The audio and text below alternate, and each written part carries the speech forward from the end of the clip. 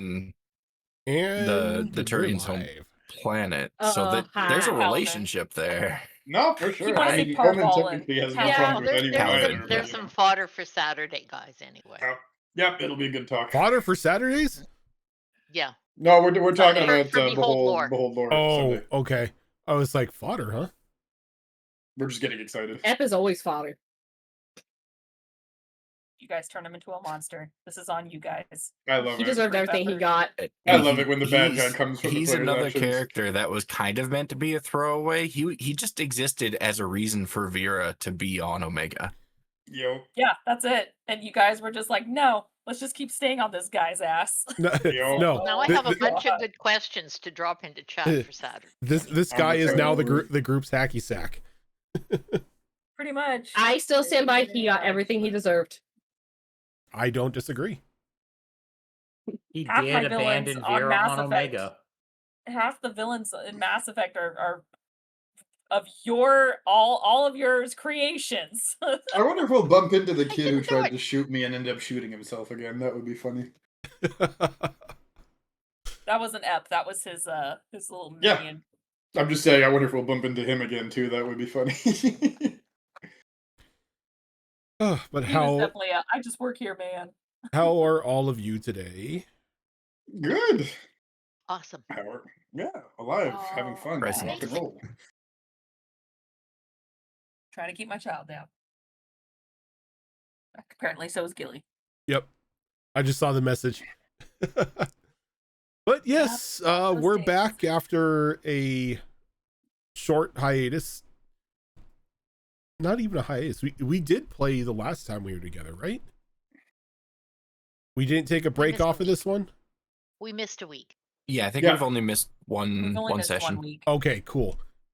Look, my brain is slowly recovering from weeks of insomnia, so I may forget some things.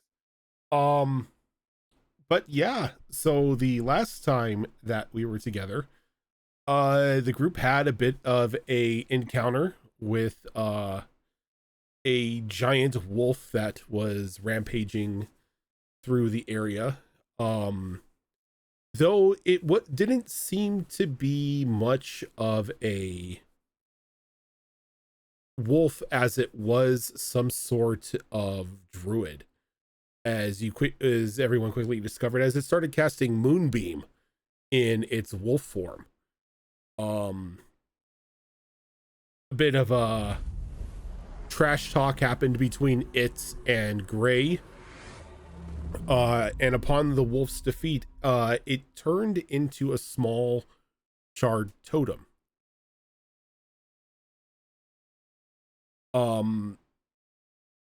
Afterwards, everybody packed up their stuff the next morning, began to head south farther towards Beacon Point. And you came across an individual set up on the side of the road who was a bit of a information broker. Somebody who would trade information and rumors for coin and even pay for any information that you wish to trade with. He fed you quite a bit of information and possible rumors to whet the interests of a couple of you. Afterwards, you bid farewell to this individual and you began to once again set forth towards the south, towards Beacon Point, in order to finally board a ship and make your way across the ocean towards Glimmercross. Now, before we open up today, there are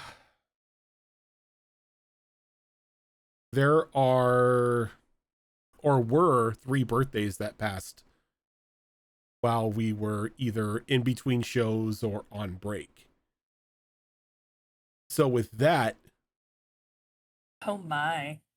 Siva, Gilly, and Tilt need to do deck pulls.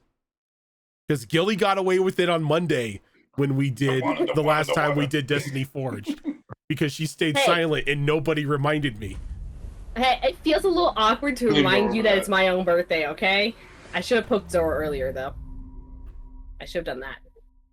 Yeah, you also poked me when we were having like a fight and everything. I was so not like tapped in. So I know. probably not a good time. So, I'm going to let the three of you decide who gets to go first here. Oh, it should go in order of whose birthday was first. So Siva. Oh, Oh. You know, that's a good point. You know what? That's a good idea, I'm Zoro. voluntelling. Because everybody's going to stay volunteer. silent. I'm not going to remind her that Siva's is after mine. Oh, well, then Gilly definitely Yep, gets to then go Gi- first. then I Gilly has to wouldn't go wanna jump first. you. Why did I think hers was? I don't know Hers why I is thought the- hers was early. Oh, it's late June. I thought it was earlier Yeah. June. All Oh, right. June I'm 23rd, not mid. 13th. In my brain, it was 13. My bad. All I right, had the ball. I Gilly. was 10 days off. You got 3 decks to choose from. You know how this thing works. God damn it! You told me I had to pick without my dice. No, now I have to make decisions. I was just calling you a coward and told you to pick without your dice and do it. So I'm going to just to prove a point. Graves' camera just It's not the died. dice. Oh no! When he comes back, I'll swap with him. There we go. That's how this works. There we go. I see what's happened. I accidentally had a whole control panel selected. Ah. Ooh. Started typing and turned off everything. So Gilly, you got 3 decks. Which one do you want? Deck 3. Deck 3.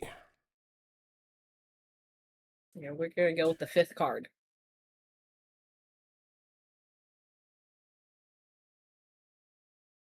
Okay, you want the 5th card? Yep. Okay, I was just making sure all 22 cards were in this deck. Give it one more good shuffle here.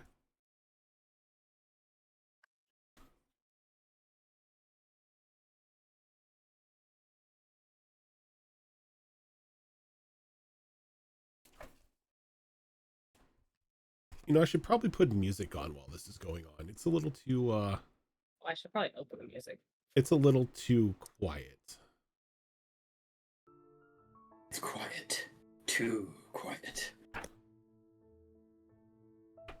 I'm sorry. I'm sorry. No, I'm not. No, I'm not. I regret nothing. Never regretting.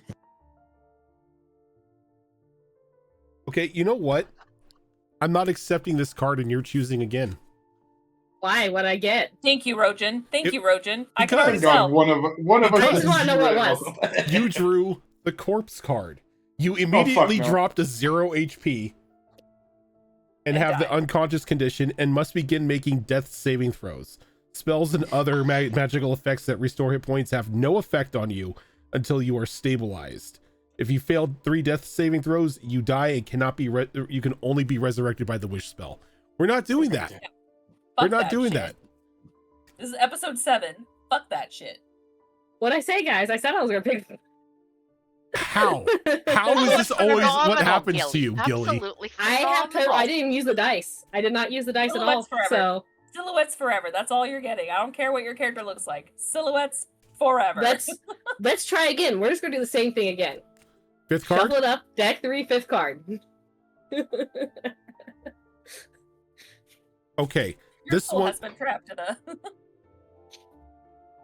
When he pulled out the book, I knew I was in trouble because he had to look up what was happening. Okay. This one isn't cursed. You drew the plant card. I am a plant. No. You gain the ability to cast Speak with Plants without using spell slots. You must finish a long rest before you can cast it again this way. If you have spell slots of 3rd level or higher, you can cast a spell using them. Use your intelligence, wisdom, or charisma as the spellcasting ability. Your choice.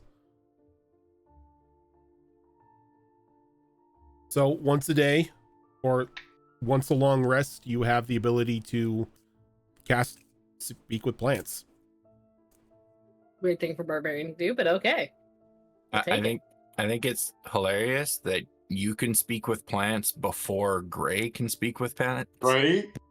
You know, it's just because my mom was an herbalist. I was around them all the time. It's fine. That's fair. You It's you lore. should totally like get a potted cactus something and just carry it around like it's a pet and just talk to it all the time to freak people out. That'd be hilarious. And then just leave it around and use it to tell me what happened in that room. If somebody sits on it, you know what I'm saying? Just you But sat on also- the cactus. Very This is fitting. my best friend's cactus. Don't. Yes, they talk to me. It's okay. Sorry, you were You saying? need, you need to get one of those other plants, like the plant was in the Little Shop of Horrors. Audrey? You were trying to say something, Zoro? Zorro? Zoro? Did Did she you have to lose her? step away? She may have had the mute for a second. Okay, possibly. Okay. While being suplexed. Siva. Second deck, third card. Second deck, third card. Because my birthday's the 23rd. There you go. There you go.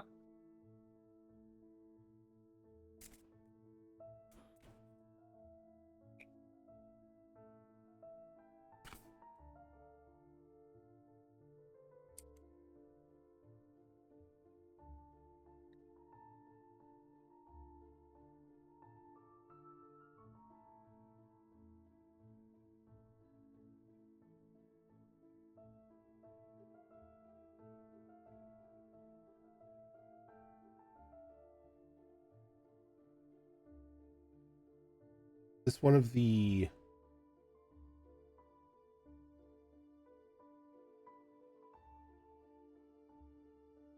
I think this is one of the other cards that I need to get out of here. Oh, jeez. Not what I mean. Okay. I mean to get my brain is not functioning. Forgive me. What I meant to say is I need to get the other deck out because it looks like it's one of the cards from that deck. Ah, And I think I know which one it is. It is.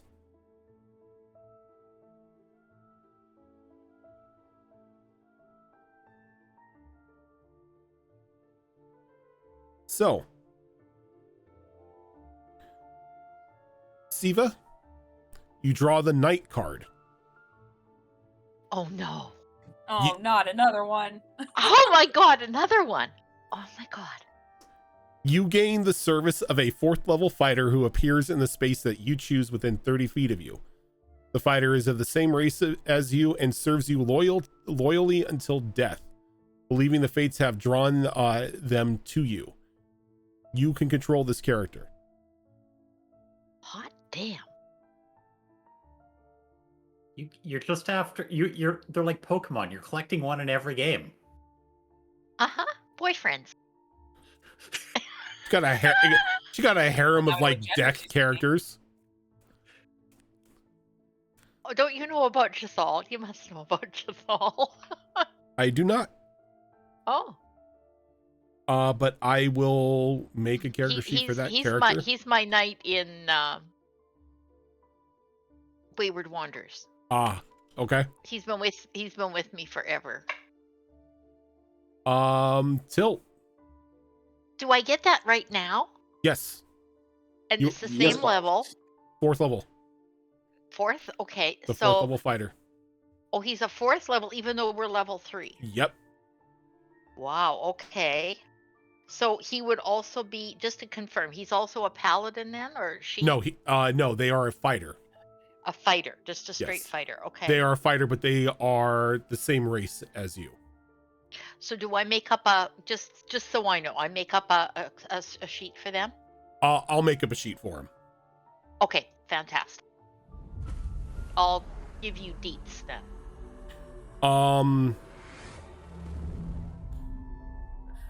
And then Tilt. Yes, boss. You know what you got to do. But do I have the strength to do it? Oh, come on. It can't be that Clearly bad. not when I pull off my headset. One sec. There we go. Okay, we're back. Ugh. Alrighty. Deck 2, shuffle, top deck. Let's go. You know me. Heart of the cards. Part of the cards, baby. Pot of Greed. Monster card. Oh, wait, what? God fucking damn it.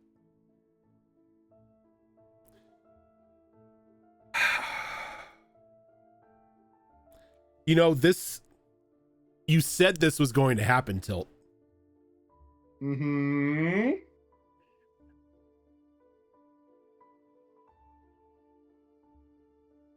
I mean, I'm it's listening. probably a good thing that it does happen, seeing as what you have to do for your spells. Okay, I'm listening.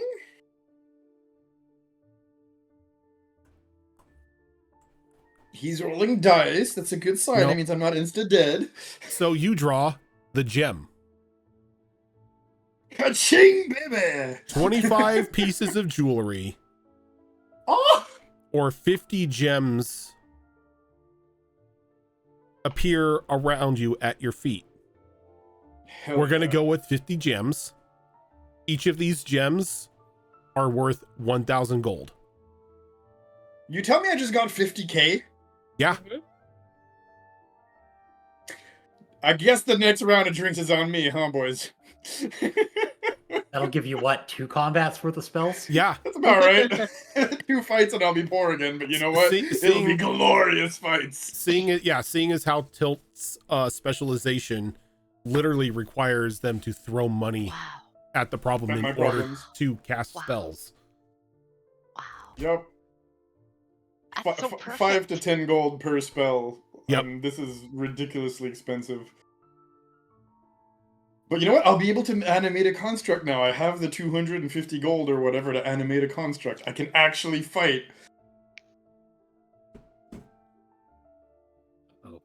Uh-oh. Well, thank you, Tilt's Rojan. camera's gone. Yep. Whoop. Did it bug out again? Yeah, you're bugging. That's weird. It's still turned on my end. Here, give me 1 minute. Oh no, you're Well, just frozen. actually, you're stop motioning. Oh, give me a minute. Is computer crashing? I got too excited. I made too much money. The game decided you must die now. The gotcha pull has a backlash. Yeah, it's like, oh, you pulled the SSR. It'd be a shame if everything crashes. Be a shame if everything was rolled back and we lost your character information. Don't you dare. Logs back in. So Tilt, I'm gonna need you to pull. Damn it! Oh yeah, my whole screen just went black. 1 sec here. Okay. Is it slowly fixing itself or is it still bugging out? You are still blurred. You look like you're in witness protection. The truth is out.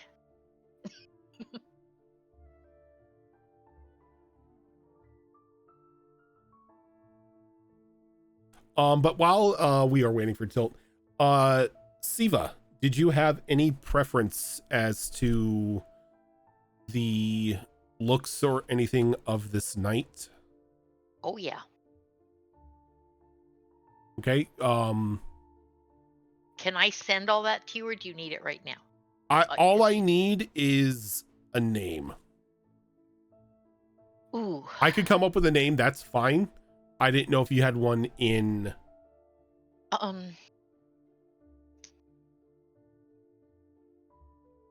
Are we back from outer space? There we go. Okay, cameras. Well, let's turned go with back sort of tall, dark, on. and handsome. Why not? Okay. And yeah, but he's got to be a Ganassi. He's got to be an Earth Ganassi, right? Yep. Okay.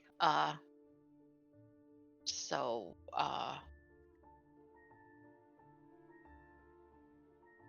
yeah, all that works. Just I'm Jasper and Jade. actually no, I was thinking of what's a black stone called? Onyx. Onyx. Onyx. Onyx. Onyx. How about Onyx? We'll call them all Onyx. I got all of us went with the same gym. Yep. Yeah. Well, Okay. let's There hope is only the one. let's hope the dragon Onyx doesn't hear about this. Well, there's that other gem too that is the magnetic one. Hematite. Oh, we can't call. Jasper reminds me of a ghost, unfortunately. That's work. That's because it's Casper. Well, how you know, much- how much Casper gold is- Jasper. There's also Obsidian. Also a tricky name. Like Onyx is a manageable name. We can't screw that up. True. You underestimate my power. Okay. Yeah. So let's go with that. as you are making your way away from the information broker, cards land in, well, a little flash happens. A ton of gems fall at Nox's feet. For some reason, Rin now knows that she can speak to plants. Doesn't know why, but it's been granted. And now there is a rather strapping individual standing next to Jade. Very tall, broad, like almost very much looking like a romance book cover hero. Perfect. Across his back, he's got a large two-handed greatsword, very well-polished armor, just very steely-eyed look as he gives Jade like a very respectful bow.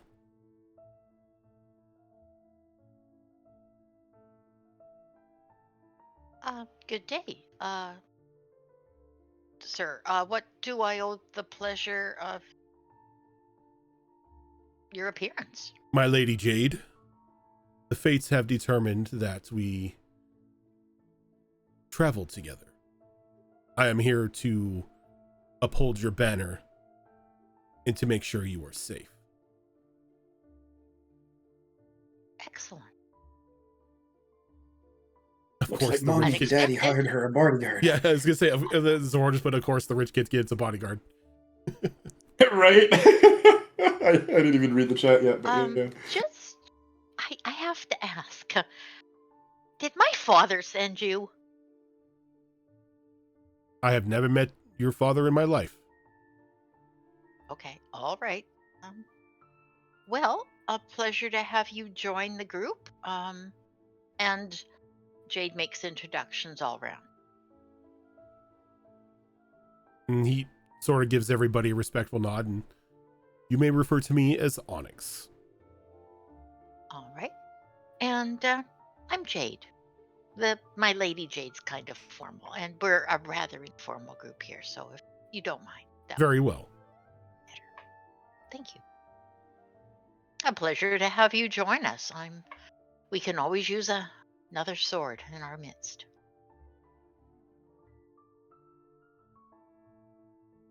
And with the introductions done, and you could see that the wagon driver kind of a bit annoyed at the holdup as you guys sort of stop the progress of travel in order to speak to a shady individual, and now there is another individual with you.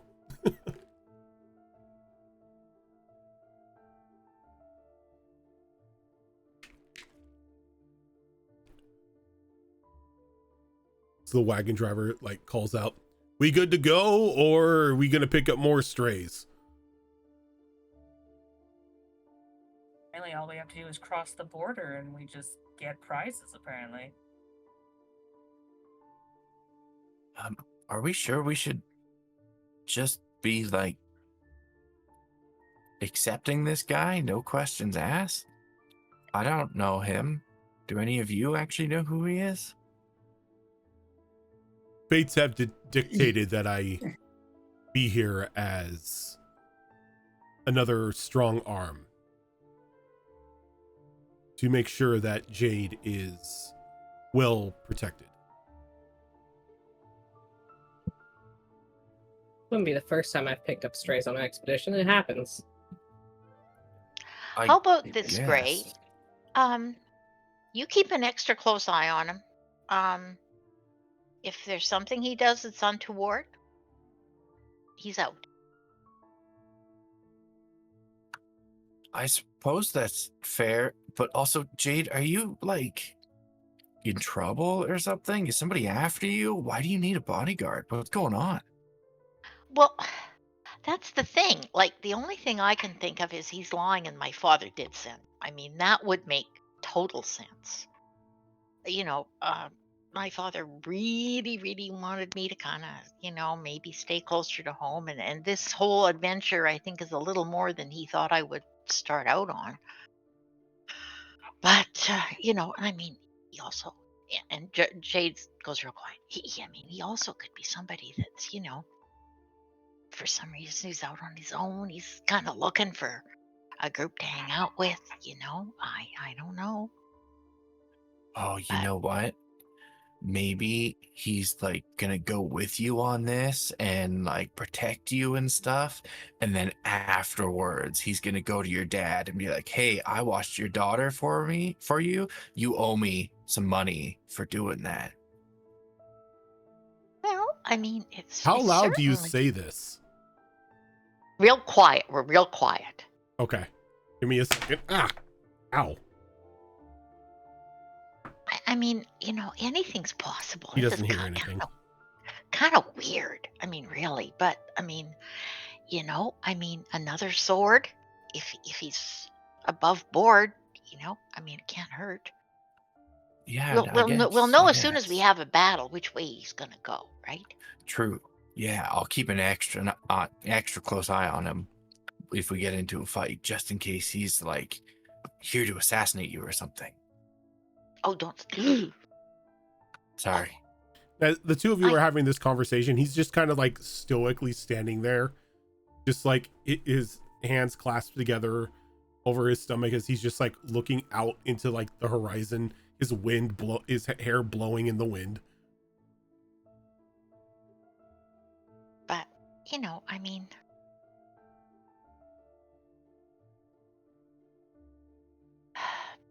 We'll let's figure see it how out. it goes. We'll But see how it goes. yeah, keep an eye. Yeah, And thanks for looking out for me. of course. That's what friends do. I know.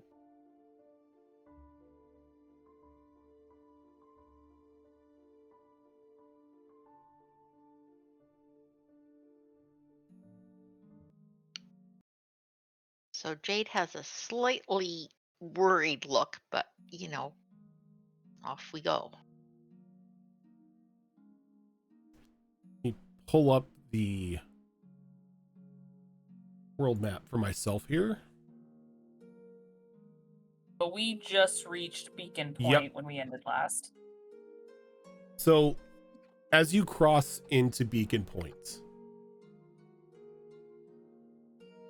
the smell of sea air and, well, let's face it, fish kind of wash over all of you as you can see that there is open markets everywhere. A lot of people selling sea wares, nettings, whole lot of fish. If you like fish, this is like pretty much your place to go. But as soon as you get into town, the wagon driver looks to all of you. He's like, "We're making our way down to the dock. We're gonna start setting everything up. Come find us when you're ready to set out." Okay, yeah. Is there like a specific time you want to set out by, or just whenever we're ready? He reaches into his pocket and he like opens up a pocket watch. You've got about 2 hours before the allotted time to sail is. Okay, cool. Yeah, that'll be lots of time to explore this place a bit, I think.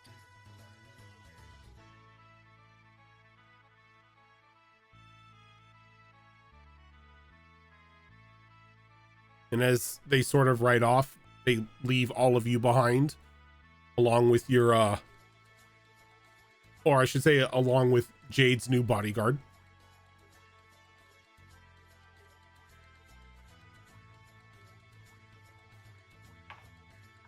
So, have any of you been to... Well, okay, I know one of you has been to Beacon Point. Have any of the rest of you been to Beacon Point before? Like, what does this place have to offer? I've never been here.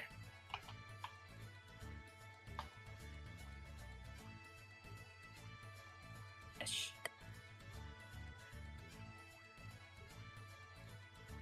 I think Zorro said something. Oh, yeah, she said fish. Oh, I like She fish. can smell it. I wouldn't mind going fishing. Not That's a right good now, idea. by the way. We should get fishing Oh, go poles ahead. for the boat ride.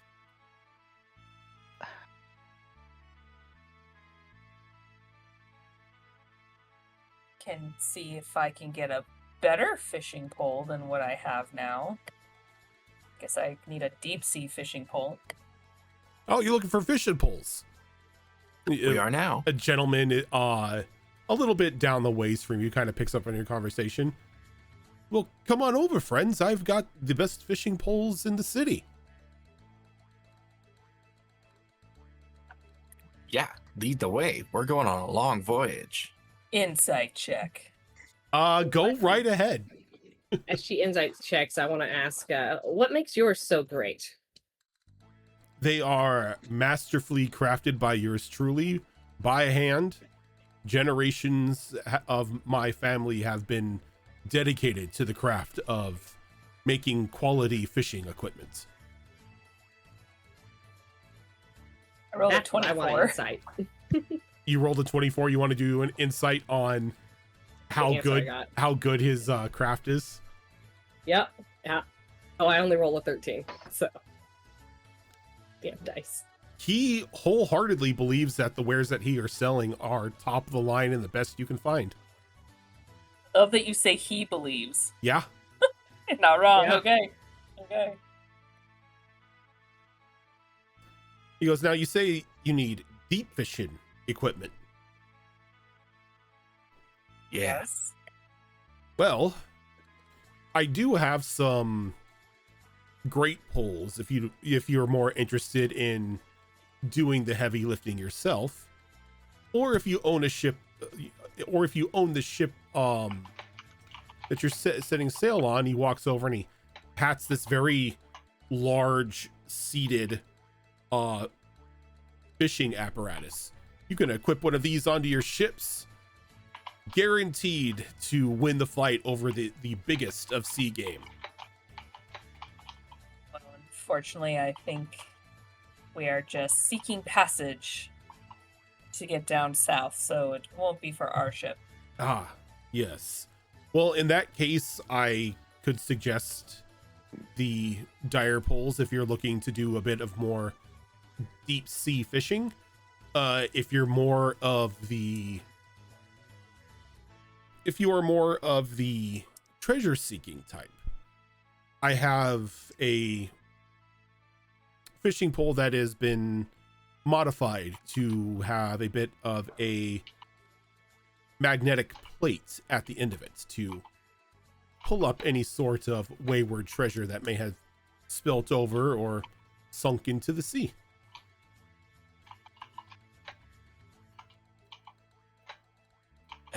And how much is that? The treasure finder? Yeah. Oh, that's just a mere 50 gold. Sold.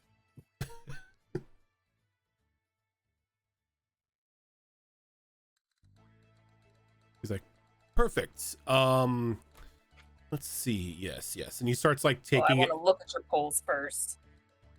help yourself. And as he Right, starts, we should probably do that. as he starts taking apart the magnetic pole that you purchased, and he's putting it into like a case set for you to be able to carry it. Help inspect is- the poles. Yeah, is his shop just like right here this whole time? Yep, Or it's just like- oh. it's not even a shop; it's a stall, and he just has like Oh, he has gotcha. like a weapons rack of like basic poles, and then he's got a couple of like the specialty poles, like the deep sea, like the great poles, and this treasure finder, like off to the side that are like more on like a long table display. Definitely inspect the poles. Yeah, I want to help inspect for craftsmanship. Okay. Do either of you have any skills to do so? I mean, I took the feature for fisherman, so I don't necessarily have to roll for that, but I guess that somewhat qualifies her to at least know quality. I have to keep on checking to see if there is an appraisal skill, which there is not. No. Though, So just like go yeah, ahead and give me an investigation roll with advantage, as you do have fishermen. Yeah, the best Oh, I got is shit. growing up around the smith. I did give her proficiency in smith's tools, but that I don't know that much that actually helps here. You can give me a separate investigation roll if you want. Okay. Well, thank God with advantage, because I rolled a 4 and an 18, which gives me a 19. Okay. I just rolled a 12.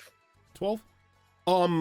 The Rin, as you look over them, you notice the small indentations and markings of woodworking tools that have been made in the wood as each piece has been crafted and then put together. It looks to be fine craftsmanship. It doesn't look like these are going to be anything that is going to be just like a one and done type thing, is like where you're just being ripped off. Valith, as you look through, as you start inspecting these fishing poles, you're kind of amazed because these are the real deal. These will hold up wear and tear through hundreds of uses. She'll kind of look at the quality of the pieces that hold the line and the reel and everything. Not super snobby, just kind of a quick little look over, kind of bending it a little bit. Not bending it, but checking its flexibility and everything. And she just kind of goes, huh, these aren't bad at all. All right, I'm willing to grab one. You have some tackle. Oh. So he walks over and he kind of just taps one of these tackle boxes that open up. Every one of my tackle boxes comes fully loaded.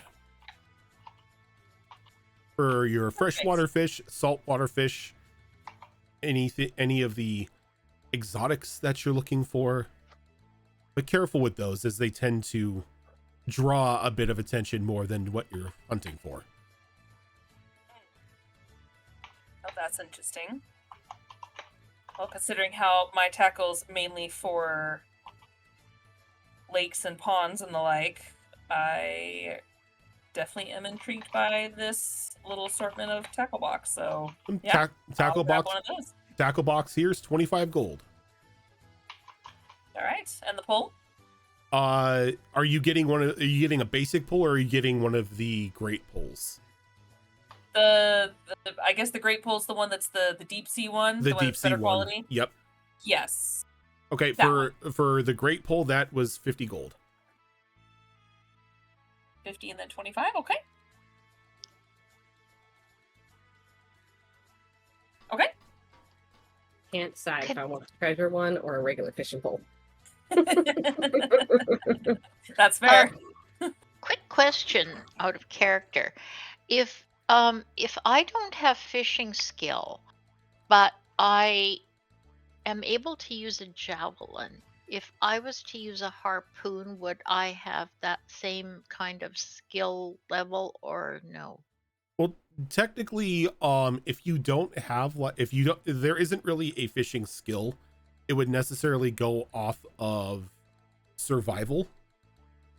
But if you've got there's a fisherman, is it a background, Zoro, or what is your fisherman?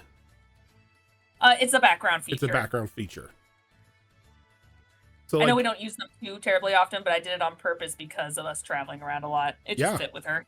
I mean, living right next to a lake. So cool. background featers are amazing for games, and everybody should take them.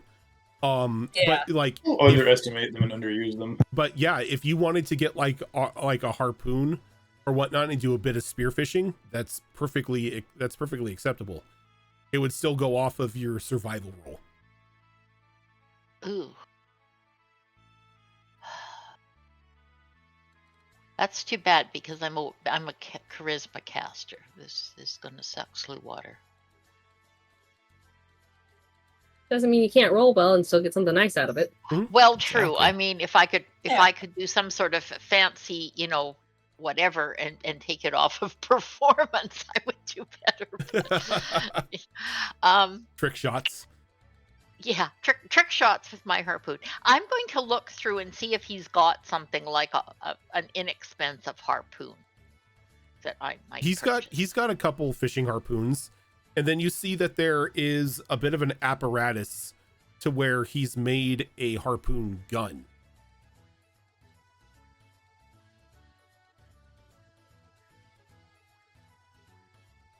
When you're done with the others, I'd like to ask you about that harpoon. Oh, a harpoon launcher. Mm-hmm. Oh, it's a very wonderful yet simple device. You just take this here, load a harpoon in, make sure that the rope is tight on it, aim it into the water or whatever you're aiming at, pull the trigger. Once it snags on something, grab this winch and just start reeling it in.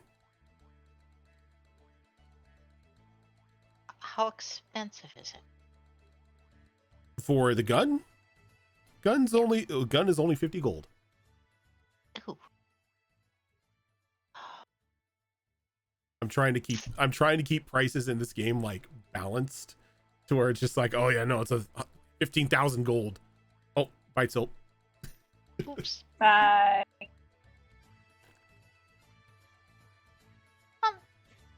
Yeah. And of course, I wouldn't necessarily then lose my harpoon. I could just pull it back. You pull it right back in. The only way you're going to lose the harpoon is if the rope's cut. Well, and then I just lose the harpoon. I'd still have the gun. Exactly. And then you just load in another harpoon. Alrighty. I'll take one of those then, please. Okay. And the purchase of each one of these harpoon guns comes with 3 harpoons. Okay. Now, Siva, this is also considered a weapon, as you can most definitely harpoon somebody. Yeah. I think my distance. My apologies for that. All good, dude. It's just been a night tonight.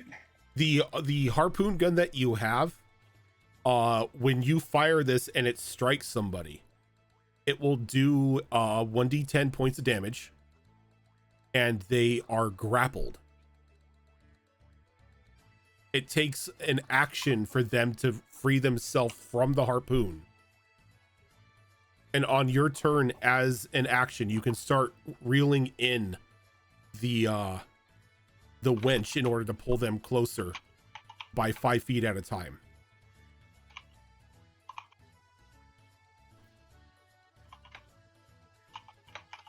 When the harpoon is locked into somebody, they cannot flee farther from you, as the harpoon will hold them in place. They can run towards you, they just cannot run away from you. But they can break. They can try to break free. They spend an action to try to free themselves. I like that. At least it makes them waste an action. An action is not a negligible resource to do. That's good.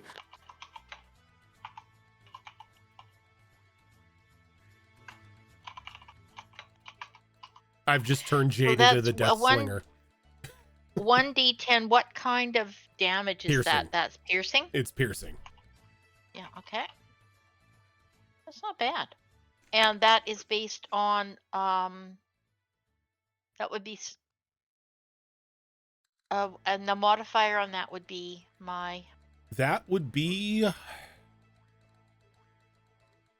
going to say because of the way that the gun is situated, it's going to be your strength. Okay, 1d10 plus strength. Alrighty, great. That's not bad. Okay, and comes with 3 harpoons. Okay.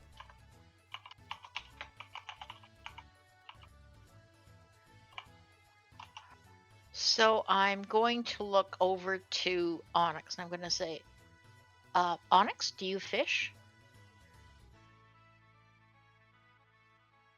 I don't know if I fish. The fates have not determined if I fish.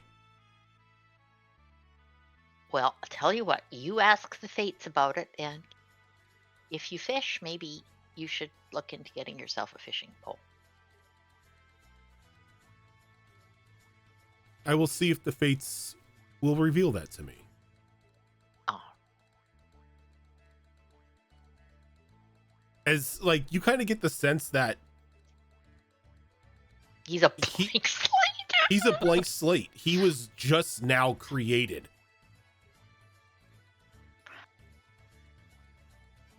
Tell me about your past. I was born and now I'm here. Yep. Pretty much. Yeah. Well, anyway, you think on it. I don't have the gold to buy you a fishing pole, so if and maybe ask the fates for money for one at the same time.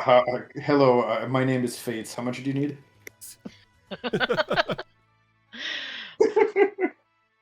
I mean, if he's going to be my bodyguard, I'm not necessarily paying his way.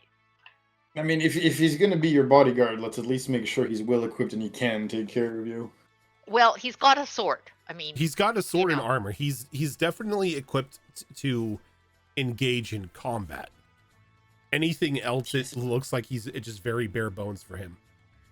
He Taking care of you is more than just fighting for you. let's be like real. game terms, he is pretty much running the basic new character pack.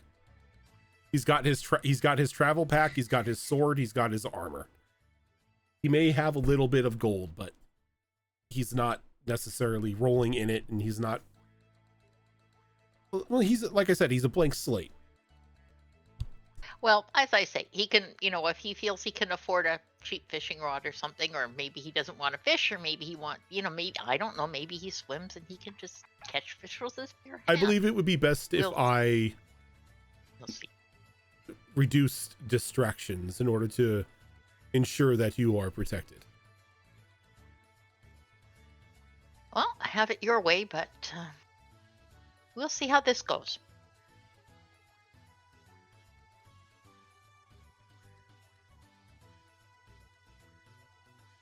The gentleman sort of looks at over to the rest of the crew. Can I help anyone else with any fishing supplies or poles or spears? No, but you gave me a hell of a good idea. Pulls out a blueprint, starts to build, to write down a clockwork, like auto-reloading javelin gun for fishing. Let's One go. quick question. What's the range on that harpoon gun? How far 300 does it feet. shoot? Holy crap. Okay. That's the max range you got. Wow. That could be Uh, really handy on land. I So, hate to say it. which of these rods is going to be strong enough to reel in like a dragon eel or something? A dragon eel? Ooh. Yeah. Well, if you're looking to go after the big game, he sort of again pats that seated apparatus. You're gonna need one of these. I suppose that's fair. They could probably pull a boat with their strength. I might have to just stick to one of the deep sea rods for now. Yeah, like unless you've got your own boat, or you can convince some wayward captain to allow you to install this onto their ship. All right, so Something to consider for a future trip, I think. But yeah, I'll take one of the deep sea rods, and the tackle boxes you said were 25 each, right? yep. Okay, I'll take both of those. Okay, so that's gonna be another 75 gold on top of the 50 you've already spent for the treasure finder. Yeah, Jay, cams are gonna get messed up if somebody crashes. Tilt's having Discord issues at the moment. We'll Once he comes back, maybe we could change the server, see if that helps him out. Yeah.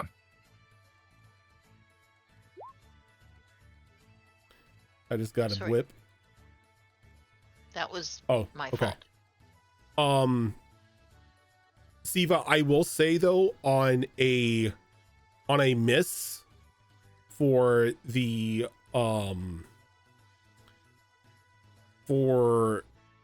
spear gun, you have two options.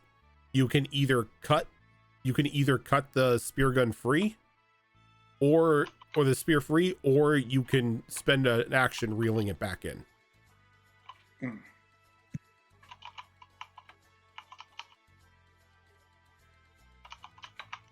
Do they happen to have more of those spear guns for sale by any chance? He Or does. is that the only one? Nope, he has other spear guns for sale. Awesome. Do we happen to have somebody who can sell a bag of holding around here? Or do we already come equipped with one? I believe one person has a bag of holding. I think Valith has a bag of holding. Yes, I know Valith. Valith always has a bag of holding, let's be real. That is my number one goal because I am a hoarder, man. I need all I'm the the shit. same. Where are you gonna I'm put the the potions? same. I need one too. Where are you gonna put the potions? Exactly. So, how many of those javelin guns do they have for sale? You see another two javelin guns there. How much are they? 50 gold apiece. I will buy them. I'm totally not thinking of random war crimes, don't worry. I will buy them. Okay. So you've got 2 spear guns and 6 spears now. Excellent. I will write down very quickly what they do. Once my computer cooperates. It's been one of those nights. I'm gonna definitely restart when we go on break. Yeah. This has been... We're gonna also attempt to change the server too to see if that that helps you out at all. I think it's just I'm actually deleting files off the computer. I think it's yeah, probably SSD that got a little too full and it doesn't have enough cache to buffer, so I'm just deleting stuff right now. Gotcha. I reinstalled something and I think it just took too much memory out of the main hard drive, and it's just the SSD and it's just not having it right now, so we're just deleting a bunch of stuff. But yeah, we'll take the two spear guns for sure.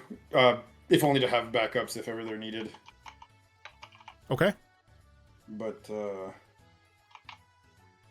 yeah, and if there's anywhere around town where I could potentially buy a bag of holding or anything else of that particular persuasion, I would definitely not be against checking that shop out if ever there is one. I will say that it's going to be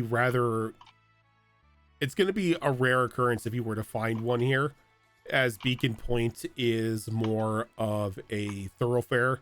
It's not necessarily a huge bustling city.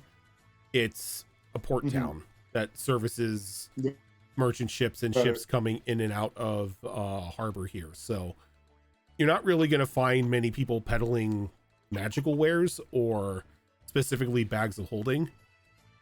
Those are probably found in more established cities. Got it. So in that case, Valith, if you'd be inclined to carry these two spear guns and it's in their ammos in your bag of holding, your next potion shopping spree is on me. Hey. If you're down for that deal. Why did you say that? Because I want to see how fast I could go back to 0 gold. Deal. I'm trying to find the fastest way to spend 50,000 You're gold. going to empty Glimmercross of all of its health potions, and they're never going to be Pretty used. That's not true. See, this is what happens. Just not used for a while. She's going to empty out several cities of all their health potions. I will brew or make myself a few, and then I will sell them at a premium. I'm going to be artificially creating new demand for health potions. It's all part of the pyramid scheme.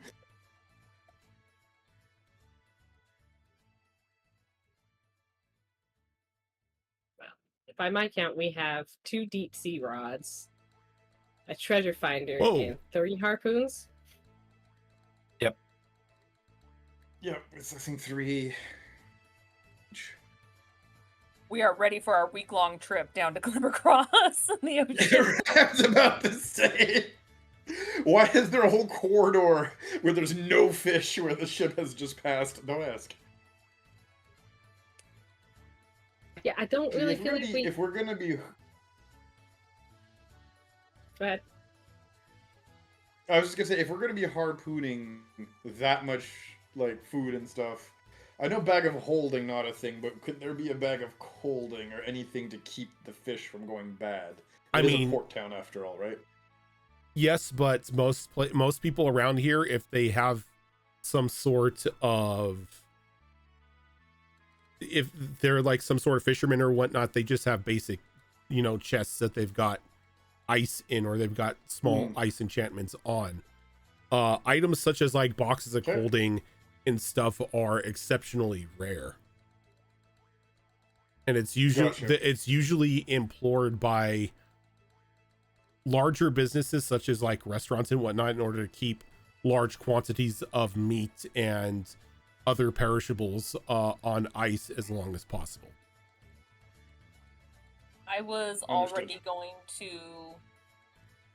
plan on going to some sort of spice shop and getting a bunch of salt and spices to add to it and make the fish last longer as well. Oh, that's big brain, yeah. Because I have some, but I mean, I'm sure I need to stock up on a larger batch. So, yeah. Okay. Yeah, that's actually super big brain. Good call. So, I mean, I is as hungry. much What was that, Gilly? as much as I really want a treasure finder, because I think that would be a lot of fun. It's not really up Rin's alley, so Rin's not picking up any of the fishing stuff. Because I feel like we got this covered, guys. Got a couple spear guns, got a couple No. great poles. Instead, she would like to find a place where she could pick up supplies to maybe work on some healing salves or other things that she's learned to make from her mom. Sure. Go ahead.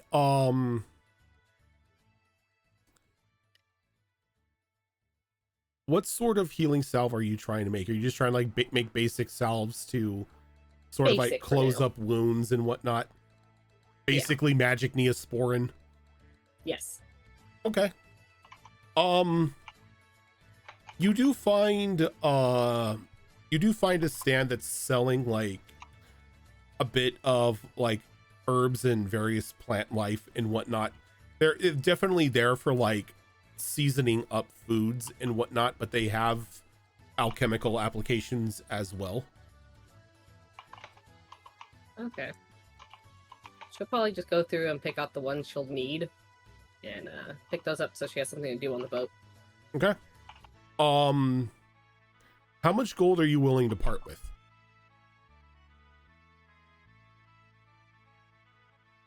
I don't know, 75? Damn. Okay. 75 gold worth of a hell of a lot of plants and whatnot.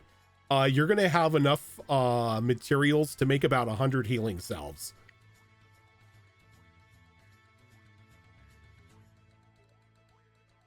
Sure.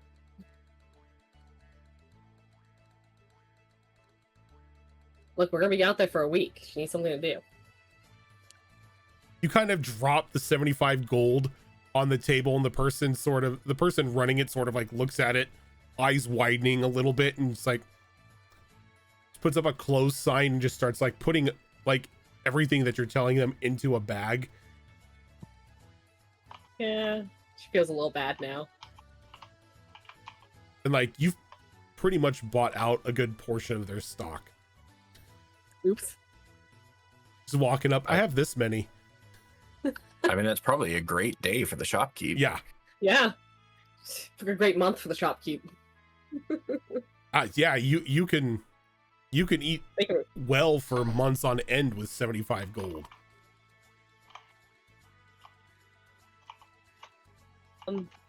Yeah, she will kindly thank the shopkeep and carry her giant bags because she has no bag of holding. As the rest of you see Ren coming back, just like two like large like burlap bags in her hand. You can see like plants and leaves and whatnot sticking out of the top.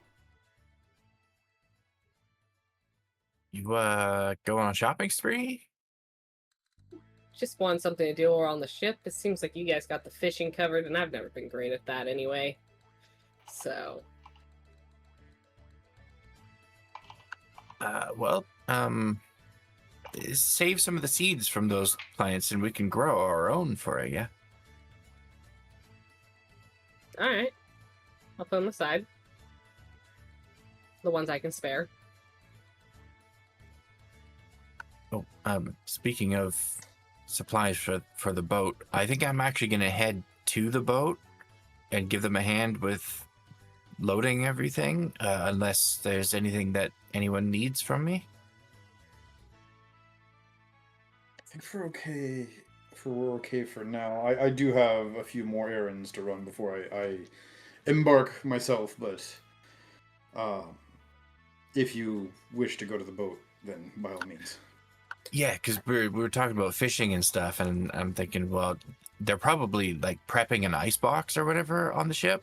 I imagine that's something that people usually do on long voyages. So I'm going to go let them know, like, I got the whole ice side of that covered. Save them a bit of money for the trip.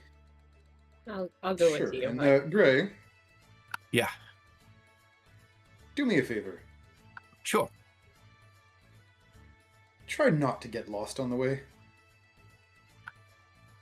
And distracted, and then lost again, and then distracted again. I will make an effort, but I promise nothing. Well, I will that's go the with best we him. can My get out of hands you. are. I will go with him. My hands are full anyway. thank you, Gray, Ren. just Appreciate to it. clarify, what do you mean you have the ice thing covered? Oh, What am I missing here? I can make it and, like move water around and then freeze it and like break it apart, all with, druid stuff. Handy. Yeah. I can also encase people in ice. Anyway, bye. I'll keep that in. Gray, that's the wrong direction. Doc is right by the water. Got it. Make sure you get the right It's- ship. I serious just out of like comedic value, I seriously want to make, like, because it's now like established in lore that he doesn't have a great sense of direction, that any survival rolls made by Gray in order to like find a path or whatever, it has to be made with disadvantage. Disadvantage every time. I'd be down for that. I mean, the man just goes in the direction that feels right. North is the way you're facing. Exactly. And you always turn left. Rule number 1 of adventuring. Okay, so Rin and Gray are going to the ship. Nock, you said you had a couple other errands you wanted to run. What about the rest of you? Get the spices and stuff. Okay. First all So you come to is sold out.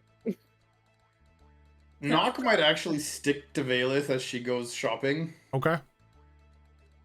Totally not for secondary motives of getting her to carry most of the stuff he buys in the bag of holding, because, scrawny wizard will not carry a big backpack full of stuff. I have a strength of 10. I ain't carrying shit. Valeth, you do come across the stall that Rin had just come from, but you still see that they do have salt and other means and other spices to flavor and preserve food, but anything else is just empty. Oh. Okay.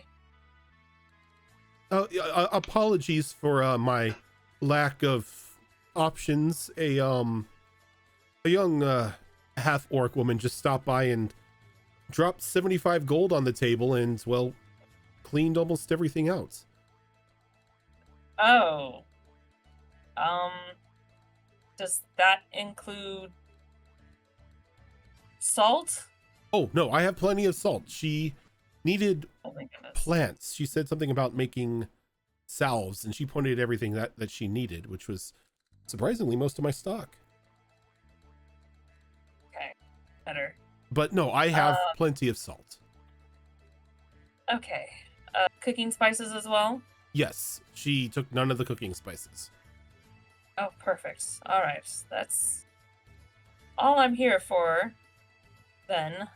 Yes, let's make the healing salve spicy.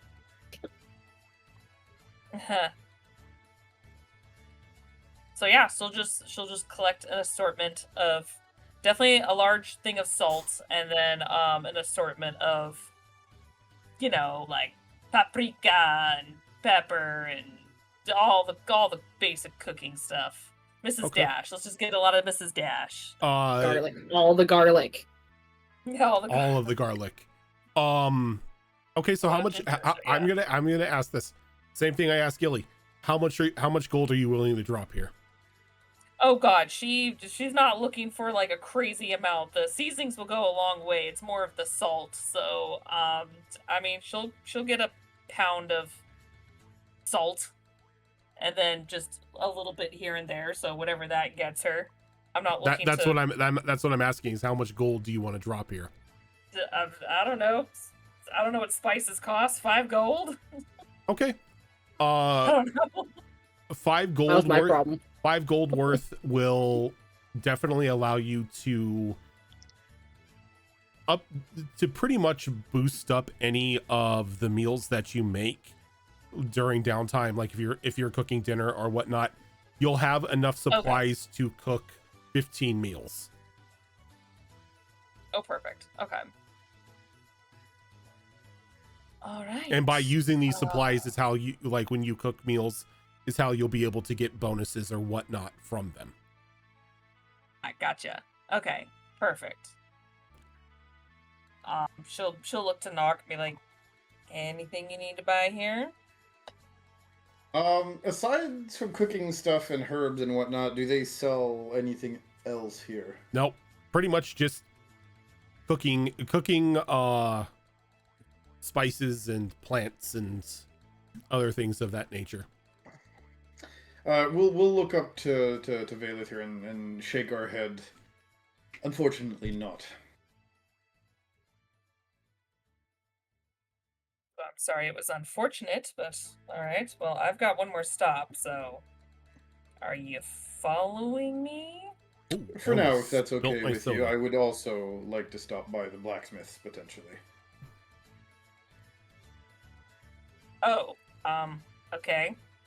I mean, sure. As soon as I'm done, I'm gonna help out with the boat anyway, so sure thing. Ah, very good.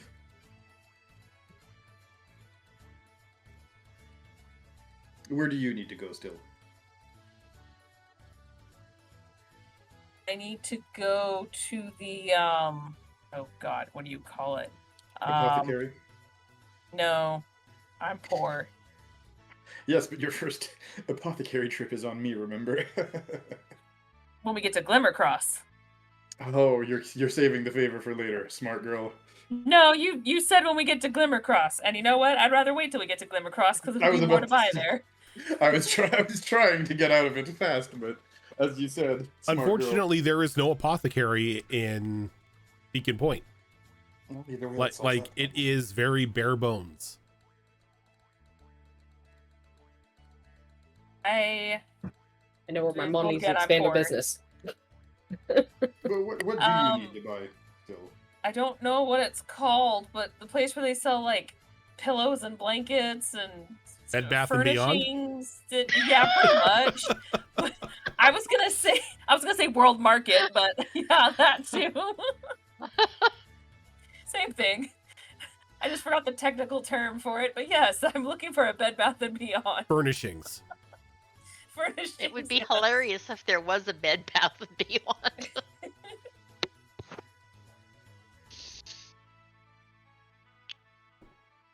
Let's see. Unfortunately, you do not find a stall here that is selling any sort of bed furnishings or dressings of the like. Oh. No silk sheets for you. No, she's not that kind of girl, but Not yet. wait, we're close to Felloc. Felloc doesn't, deliver here. Damn you, Felloc, you're falling behind. Felloc has its own port. Well, I should say the castle has its own port that they ship from. Well, if that's the case, I'm gonna go find a wow, my brain today. A shearer, wool maker, and fabrics. Someone who makes fabrics and shears sheep. Textile? Yeah. Weaver? That's another option. Unfortunately, Yeah. you do not find anybody selling God, any roaches. sort of textiles. As How do you these people dress themselves? as you look What do around, people lay on at night? as you look around, all of these stalls seem to be things for cooking or preparation or fishing or fish themselves. This is more of like a farmer's market and less of an actual marketplace you would find in a larger city. I mean, I'm willing to look around. What do they sleep on at night? Burlap sacks with potatoes in them? What the hell? Okay. As you look around Beacon Point, you do notice that there aren't many homes. There's an inn. There's an inn and there's a couple taverns, but you get the feeling that the people who are in here right now are probably live outside of Beacon Point in like small homes and like just small land holdings. Well, this place already sucks. All right. I will. I guess that's all I got. All right. Well, she tried. Tilt is Frozen. Yeah, he says he's done with Discord. I mean, if anything, you know, he can keep his camera off if that helps. It might, so it takes less resources. Yep. It might, yeah. So as Tilt is back. dealing with this, Val, are you taking care of anything while you're in town? Funny enough, I really don't need much. Like I was actually looking through my list. I'm like, I don't need anything serious right now.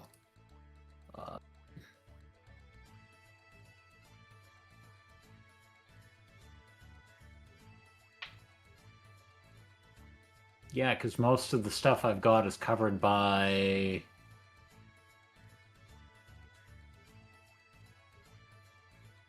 Nothing here. I need a bigger city to get things I need. Okay. And money. Jade, was there anything else you were trying to grab? No, I think I'll play a game of Me and My Shadow with Onyx, and we'll see how getting to the boat goes. What is Me and My Shadow? That's what Onyx is probably going to be. So I'm, it's sort of if I go to the boat, does he go to the boat? He follows you everywhere you go. Yeah, he is in step with you the entire time. Okay, is he in front of me, behind me, beside me? What?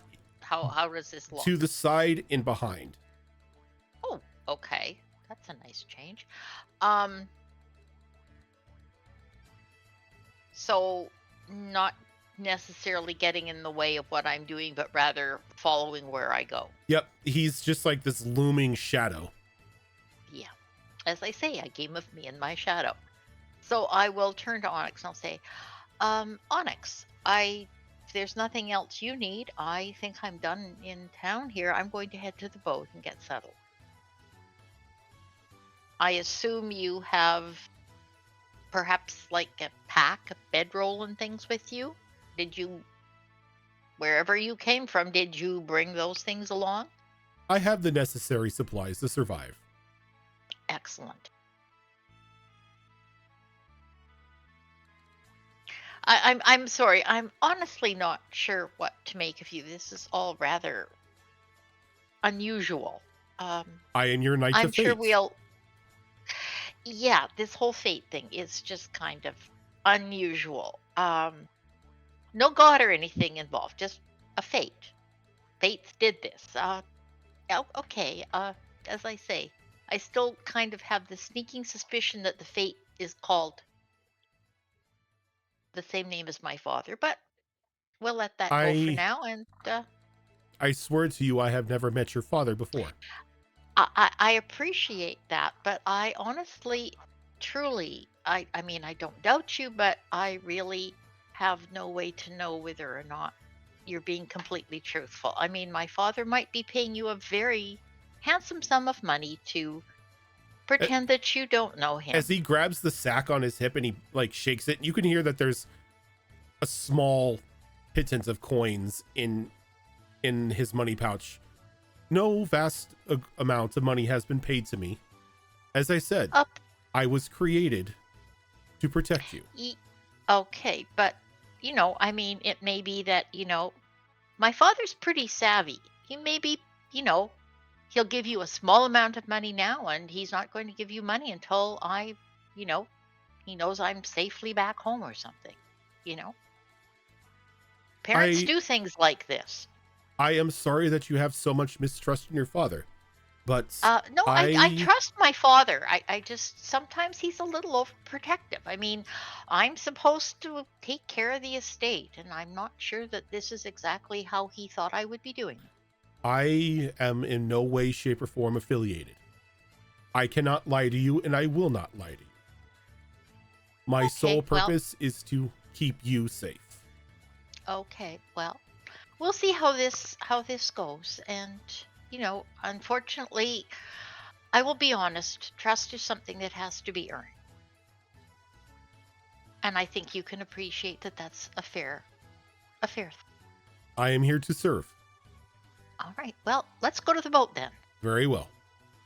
And just again, in step with you, he follows along to the side and a little bit behind you. And just to be a little silly, I'll do things like skip or, do a double step on one foot and just see what he does with He this. keeps in step with you the entire time. It's almost Okay, eerie. so, yeah, so I'm marginally freaked out, but we get to the ship. Okay. Knock. What were you I looking don't for? suppose he's all in black armor too, isn't he? Or is he? Not like- necessarily all in black armor. It looks like just your basic standard run-of-the-mill metal armor that like you would see most fledgling knights in. It's like he is a knight of some sort, but he isn't anyone of renown. Okay, and there's no markings on No. any of his. All right, fair enough. Nothing that No, indicates I will he say- has an allegiance to a god or anything like that. You don't see any sort of holy symbol that shows that he has an allegiance of the god, but on one of his pauldrons, you do see the same spider symbol that you have on your shield. Okay, can I do? Would that be? Would that be an insight check just to kind of get an idea of why he has that? Or I mean, you can ask him. yeah, but okay, so I will. And he sort of like looks over at the pauldron. I do not know. As I said, I was just created to protect you, but I see that your shield carries the same standard, so I assume this is just to show allegiance. Yeah. Okay. So Jade's gonna look like she's getting a headache. Yeah. She's trying to process all of it, and they make their way to the ship. Okay. Knock. Was there anything you wanted to take care of before you left? Yes, as I said, I would appreciate checking out the blacksmith. I didn't hear where Valeth had wanted to go, considering my oh yes, the clothing thing. Yes, Yeah. sorry, Discord was Doesn't going, matter. There's nothing here. as I was asking, how do these people get dressed? Like I said, this is a port city. It's a thoroughfare. It's less of a place to live in and more of a place of just business. Anybody who is actually in the city during the day is just here to work, and then they go home towards like their homes. They go home outside of the city to like small land holdings or property that they own. But you do find what is reminiscent of a blacksmith near the port. You find a individual working on an anvil, just sort of hammering out what looks to be just chain links. Okay. Kind of like looks up at you, and this is a very strange looking individual to you. You see that they resemble a human, but like across like the tops of their hands and like on the side of the neck, you see red scales.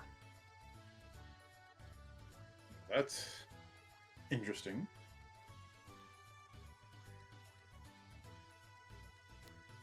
Help you with something, friend? Yes, actually. He'll look around the store. Aside from, again, he's making chain link right now, you said, but like, is there anything, like, what kind of goods or stuff has this guy been doing here? It looks just like basic run-of-the-mill things. It's a lot of like length of chain, and it looks like he's been working on repairing like winches and stuff like that. He doesn't necessarily look to be like a blacksmith as somebody who forges weapons and armor. He's more here to provide supply and repair things for ships. That's perfect.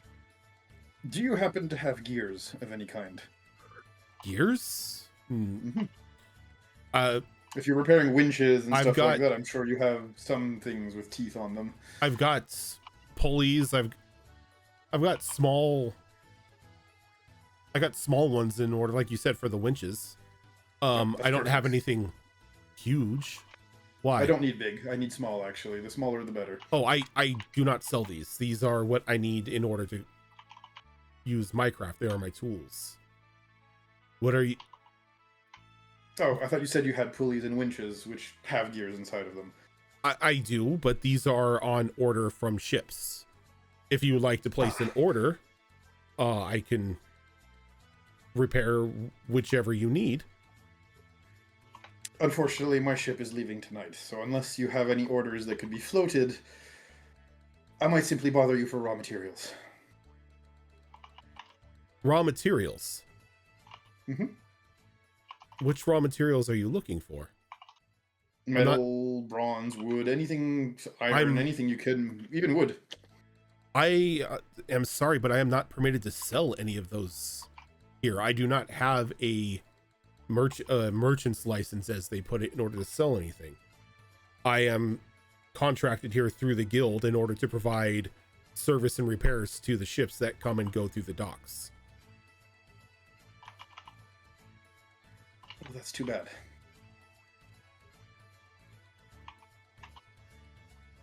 Yeah, I'm sorry, friend. I wish I could be of service. Selling materials or gears of the sort probably would make a fine penny, but I can't risk being kicked from the guild. Well, that's disappointing because it is indeed a fine penny that you're missing out on, but I do understand. Yes, but a black mark from a guild is a death sentence for somebody in my profession. Oh, I'm not asking you to go against your guild. I fully understand. I'm in a similar craft myself, so no worries.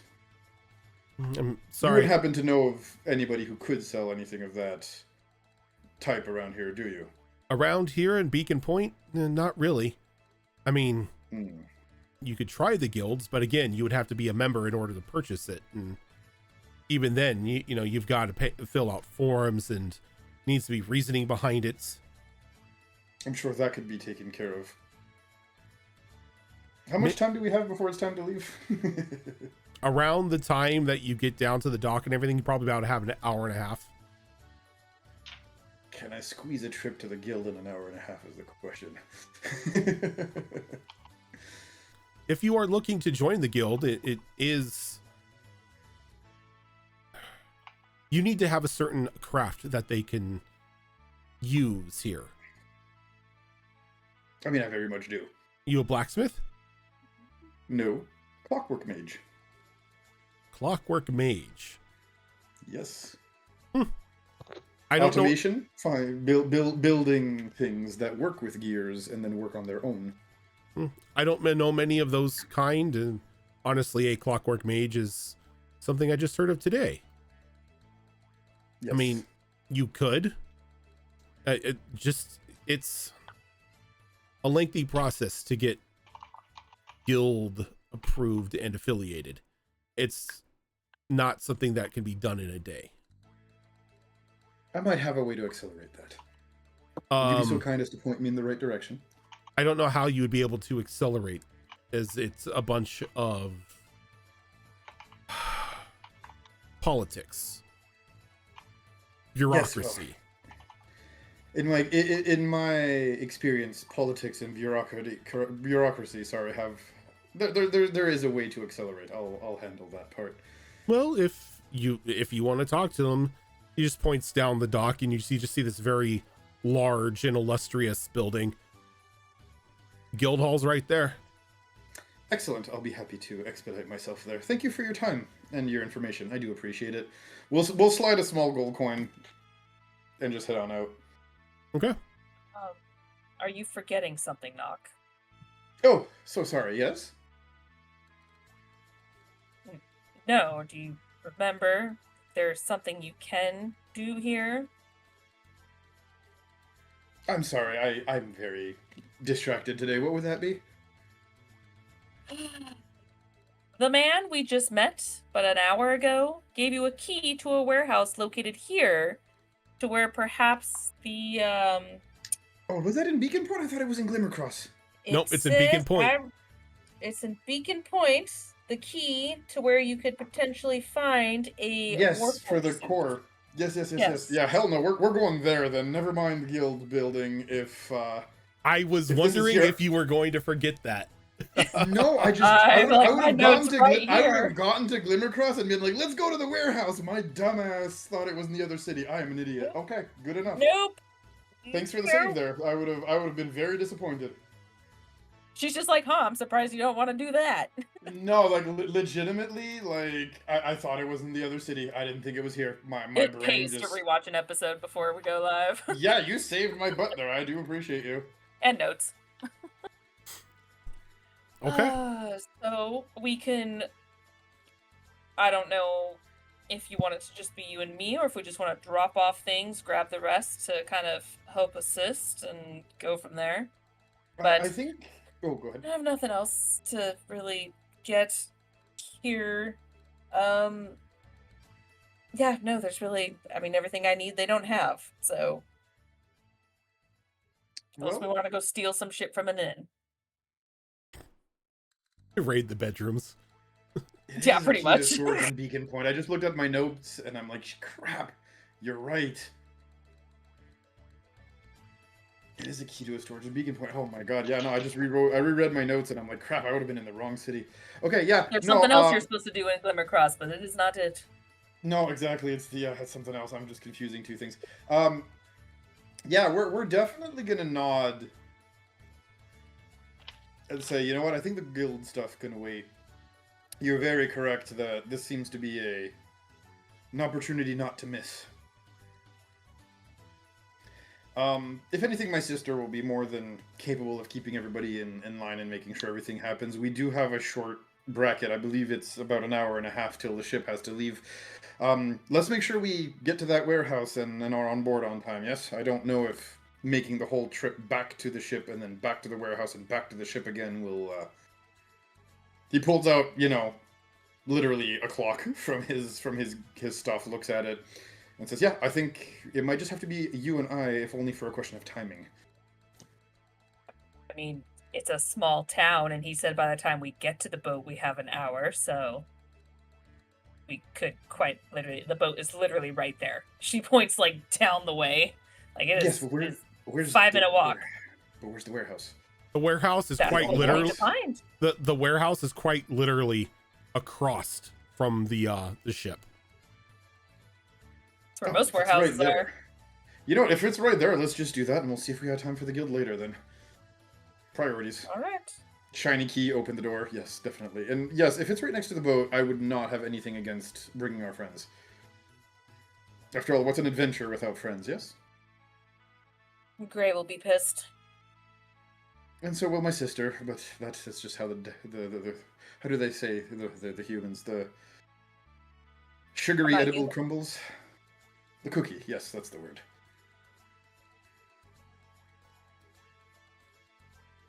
Okay, so are you going back to the boat to get everyone, or are you going just the two of you? I believe we're going to the boat, yes? Yeah, right. we're going to the boat. Yeah, we're going to the boat to grab Okay. everyone first. So- not just the Open- two of them. So the two, Just the two. those of you who do wish to go with Gray, not Gray, but Nock and Valith, you can, or you can choose to stay on the boat. That is up to you. I'm not going to force anyone to do anything that they don't want to. Oh, I'll absolutely go with. Sorry for those watching the VOD if my microphone is about to sound different. I'm turning on my air conditioning because it's hot. Yeah, Ren will check out warehouse. For the record, your noise cancellation is perfect. We don't hear your microphone. Oh, no, your like- AC.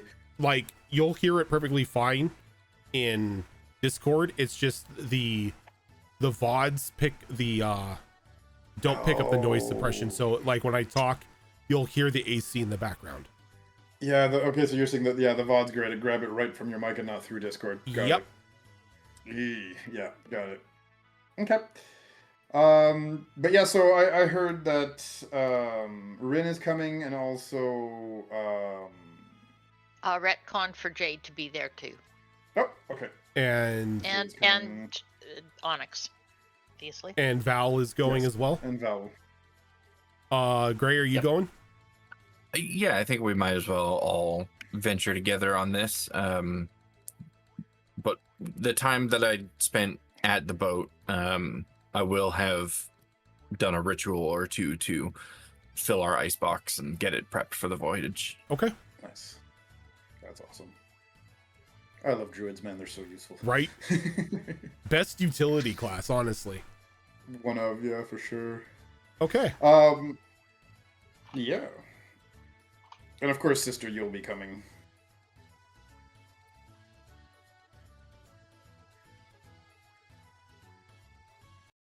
Okay, I'll take that as a yes. Cross his Yes. arms. Sorry. No. In character, I'm making fun in character. You're fine. Out of character, I knew you were coming. It's just in character. Cross his arms. I'll take that as a yes. So Yes.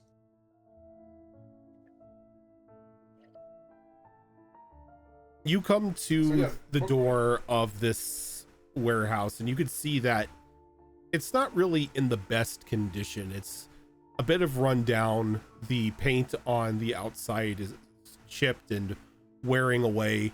There are a couple holes in the sides of the warehouse, as well as like small rodents have eaten through the wood to get inside.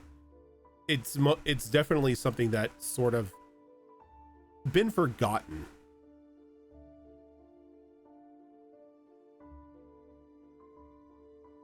Well, if nobody's been here in a while, this plays in our favor. Less chances of bumping into the owners, yes?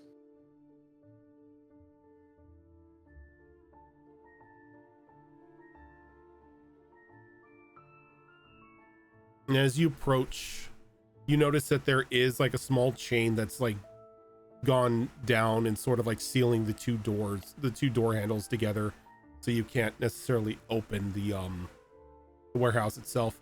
The chain itself, though, looks like it's in good condition, almost brand new. And you have it rusted, he says, looking at the chain. I mean, you have the Well, key. I do indeed. I guess we'll have to just try it and see if this releases the lock, or if it's for something else inside. Either way, let's try it out. You take the key and you put it in the lock, and unlocks the lock, simple enough, and you're able to pull the chain out. And as you do, the doors kind of open outward towards you, almost as if the door frame itself is a little off tilt, so you can't really shut it all the way. Mm-hmm. Yeah, the typical the chain was actually what's holding it closed. Yeah. They don't click Pretty shut much, on their yeah. own quite. Yeah. Old, we're worn down, been there. Yeah. Okay. Well, we'll open the door and nod to the others and say, well, after you all or after me, I guess. I mean, this is your venture, right? I think you should lead the way, but I will all be ready in case things go awry. After me, I guess it is. As we'll shakily pull the door open with our pathetic 10 strength here, and then just kind of. As you pull the door open, a very large whine and grind of rusted hinges sort of cries out as you pry the doors open, and the inside is just covered in dust and debris. And there's nothing in here save for, in the center of this room, a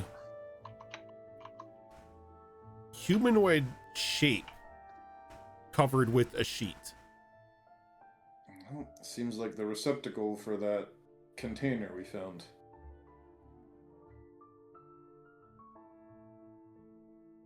Well, guys, the one question. Yeah, that's what I was about to say. The one question, do we attempt to slot this thing into the bot here, or do we just take this with us and deal with it later? I mean, we have the space now. Doesn't endanger anyone else if things go awry. You're right. This is probably better than on a boat that might sink in the case of danger. That's what I was thinking. Well, here it is then. As we'll walk up to this thing, we'll pull the cloth off of it and take a look at it and see what it looks like before we slot anything into it. It's this frame has most definitely seen better days. You don't see any like rust or decay on it, though you can see that it's missing its left arm. The left foot seems to be of a different make, as if like it was hastily put on there or replaced.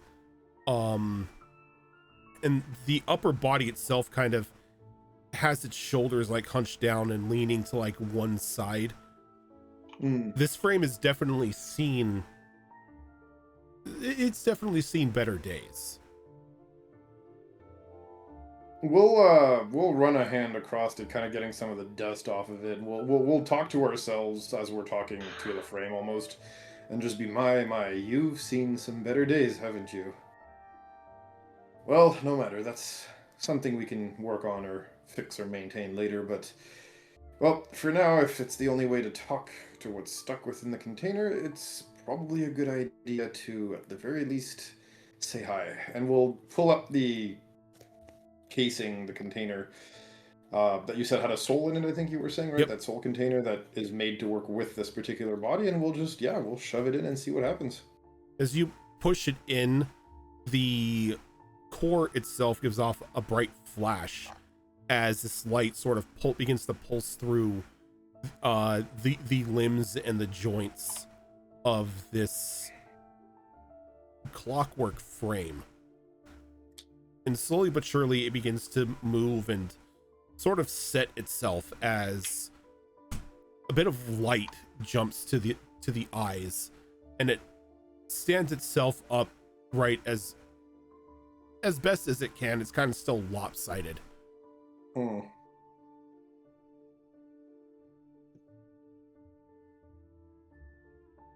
And it stands there for a moment, and it looks at all of you and sort of like holds up its hands and notices the right arm is missing.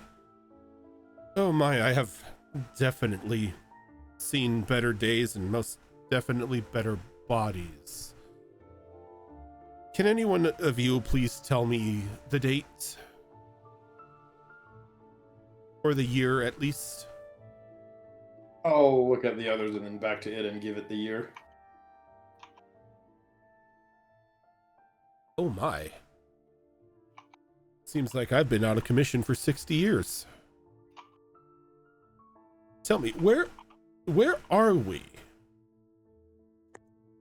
Well, we are in a tiny little place in the middle of nowhere called Beacon Point. Beacon Point? I haven't heard that name in forever. Oh, well, we are... But you have heard of it.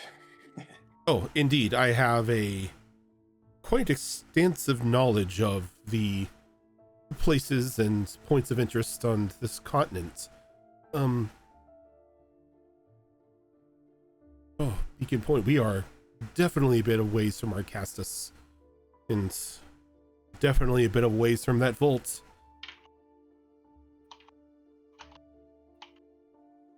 I'm sorry, did you say vault? Yes, the vault. And Arcastus. Indeed. Well, an individual such as myself could only be made in Arcastus. It's the only place that has a working soul forge. Me out of character hearing that name. It's a different. It's a different soul forge than that. That's fine. I heard the name. But No, yes. the soul forge in Arcastus is specifically meant to create these soul contraptions to hold the power source and the life force for Gearforged. Yep. Well, that would make sense. Definitely a place I want to see one day. Oh, I would strongly advise not going to the vault. It is rife with danger. I mean, yes, but Arcastus, I mean, let's be real. Oh, for no. Anybody who works in clockwork. Arcastus is a beautiful city. I grew up there before, well, I became this. I see.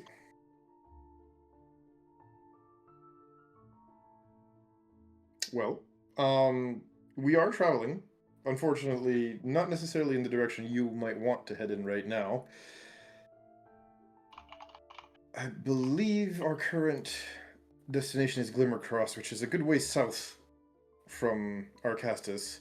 But it is at least on the right continent. Should you want to travel with us, I could potentially be of help into restoring your body into at least some form of a travel-capable form. He lifts up his legs and sort of like moves his upper body. I seem to be able to stand up on my own and to walk under my own power, but I would never turn down help in restoring and recalibrating this body, as it seems wrong. I don't mean to sound rude, but this body feels all wrong. It looks definitely, unfortunately, all wrong. Definitely a hodgepodge creation, not by anyone from Arcastus. I dare say that this is a DIY project. But I guess beggars cannot be choosers. Well, not one of my own, I can tell you that much.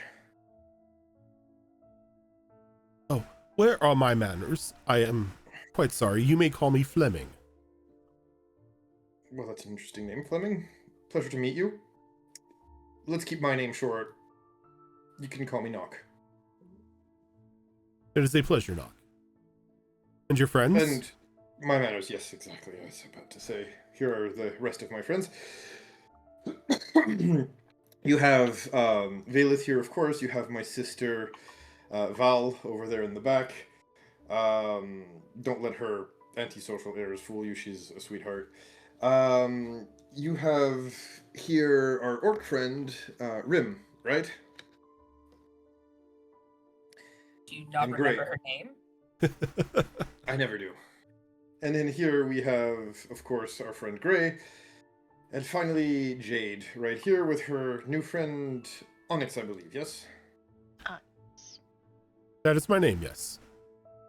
Very well. And Well, Fleming gives a bow to each of you, or a very haphazard bow, as he's kind of like, as he goes to bend down, he sort of has to fight with himself to maintain balance. we definitely have to fix that. Yes, as I would greatly appreciate being inserted into a new body post-haste. This one will do for now, but I can be of no use in any sorts while stuck in this contraption. We'll do our best to fix that for you. ASAP.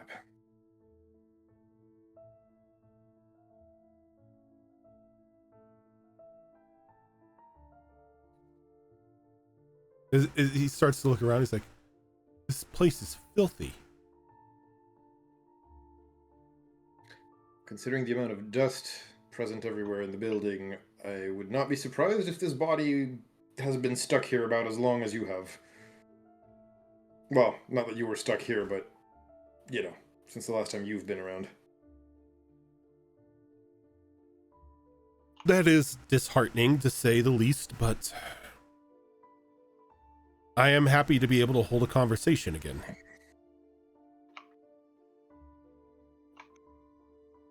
Well, that, unfortunately, I might not be the best candidate for, but once again, if it comes to looking at your body and potentially swapping a few stories, I'd be more than happy to help. Well, shall we exit this dreary abode before my joints begin to rust or clunk up with the dust? Can't promise they haven't already, but yes, I think hopping on the boat might be the best of our options right now.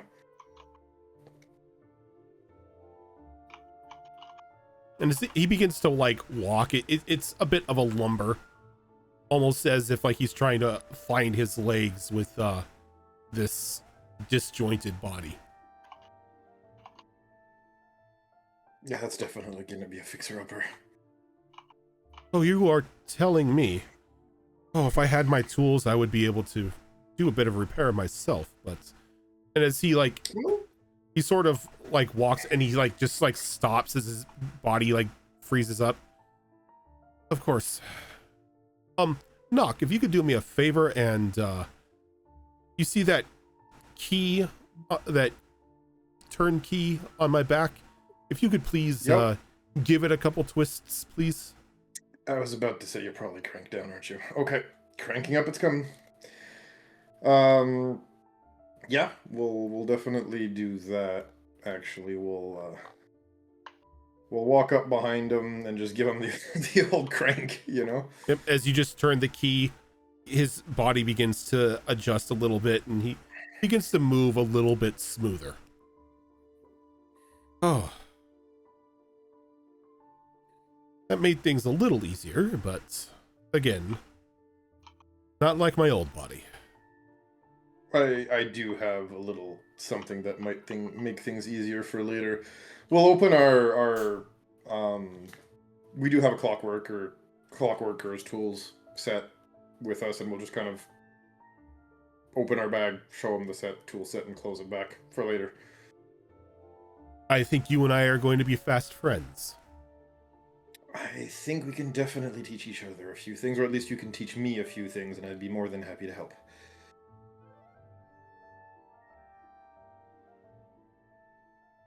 And see, nods as he begins to again walk out of the warehouse. And as he walks out, I'll definitely kind of look at Val here and just kind of whisper under my breath and say, "See, and you told me I never make friends."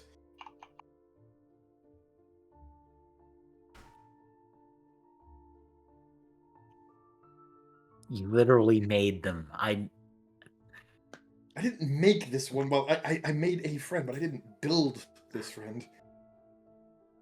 I mean, I might build him later, but I still made a friend. See? Technically true. Ha! Got him on the best kind of true, the technical.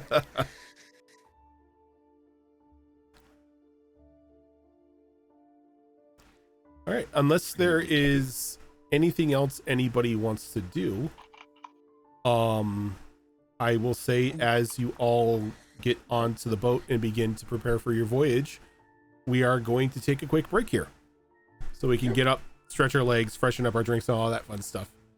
But I mean, yeah. Go ahead. You were gonna say something? No, just tiny little thing on the way out. Nock would have definitely just kind of stopped in front of Val, given her a little smile, and basically said, "Thanks for reminding me. I'm so scatterbrained. Sometimes I would have forgotten." And this would have been a huge missed opportunity. I really appreciate. Sure, anytime. Okay, thank you. And yeah, then he'll scurry off to the boat. Sorry, there. Okay. Didn't mean to Yep, hold up the that's whole thing, fine. I would have forgotten to do that. But yeah, we are going to go ahead and take a quick break here. But stick with us, everybody. We will be right back. Later. I'm waving.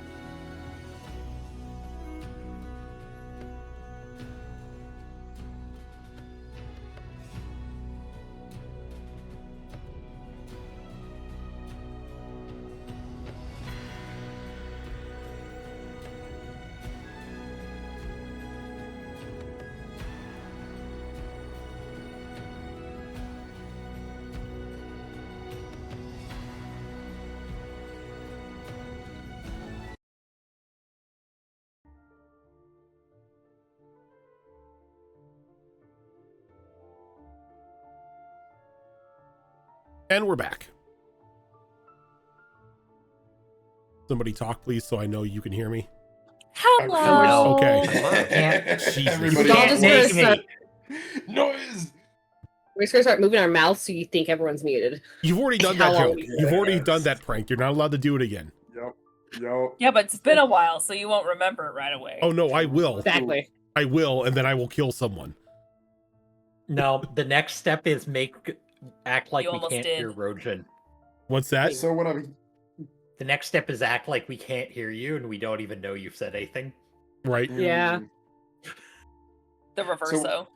Yeah, we have to do this next time, right before Tamara has to draw for a character again. So I when he mean- kills my character, we can blame it on that. I mean, I could just Right. start. I could just start screwing with people and just like remain like incredibly still again. Do you think I'm frozen? That's a good one too. You do that one a lot. You've That's a done good that one, a too. lot. Yep. We like that one. That's a funny one. Like when I'm in like something of like deep focus, something while turns are going, I'll just sit like completely still. But yes, back to the game. As I get this music pulled up. As everybody makes their way onto the ship, the wagon team has already loaded everything down into the cargo hold, and they were just waiting for all of you to make your way back. But as you come aboard with now a semi-functional Gearforged with you, the crew kind of gives Fleming a bit of a cautious look, and he sort of just like half nods to all of them as he just finds his way over to like not even, you see that he tries to sit down like just against the railing and then judges against that, and he's like, I think it would be best if I went below deck in order to, well, not to be consumed by the ocean. Yes. Or if anything, feel free to stay in the cabin. I'll get to you as soon as I can and make sure we can start repairs. Well, I will be below decks once while all of you get situated. Don't fuss over me, 'cause I'm just happy to be functional again. I assume that once we get into Glimmercross, I should be able to find enough artificers or members of the Arcastian College to be able to repair this body or give me a new one. I may not have told you this, but I don't simply carry the tools. I am myself a clockwork mage. We'll see what we can do to help. I will have, after all, an entire trip worth of time to kill. You may be of some use to me then. But- Some use to you, huh? He'll smile. But do not fret and do not feel as if you need to dedicate any time to me. I will be It's below not decks. about- Oh, as you wish. As he like very like unevenly walks down the steps. You kind of have a feeling that he's probably stuck down there once you guys go out into the sea, because there's no way he has any sort of sea legs to get back up those stairs with the way his body is in disrepair at the moment.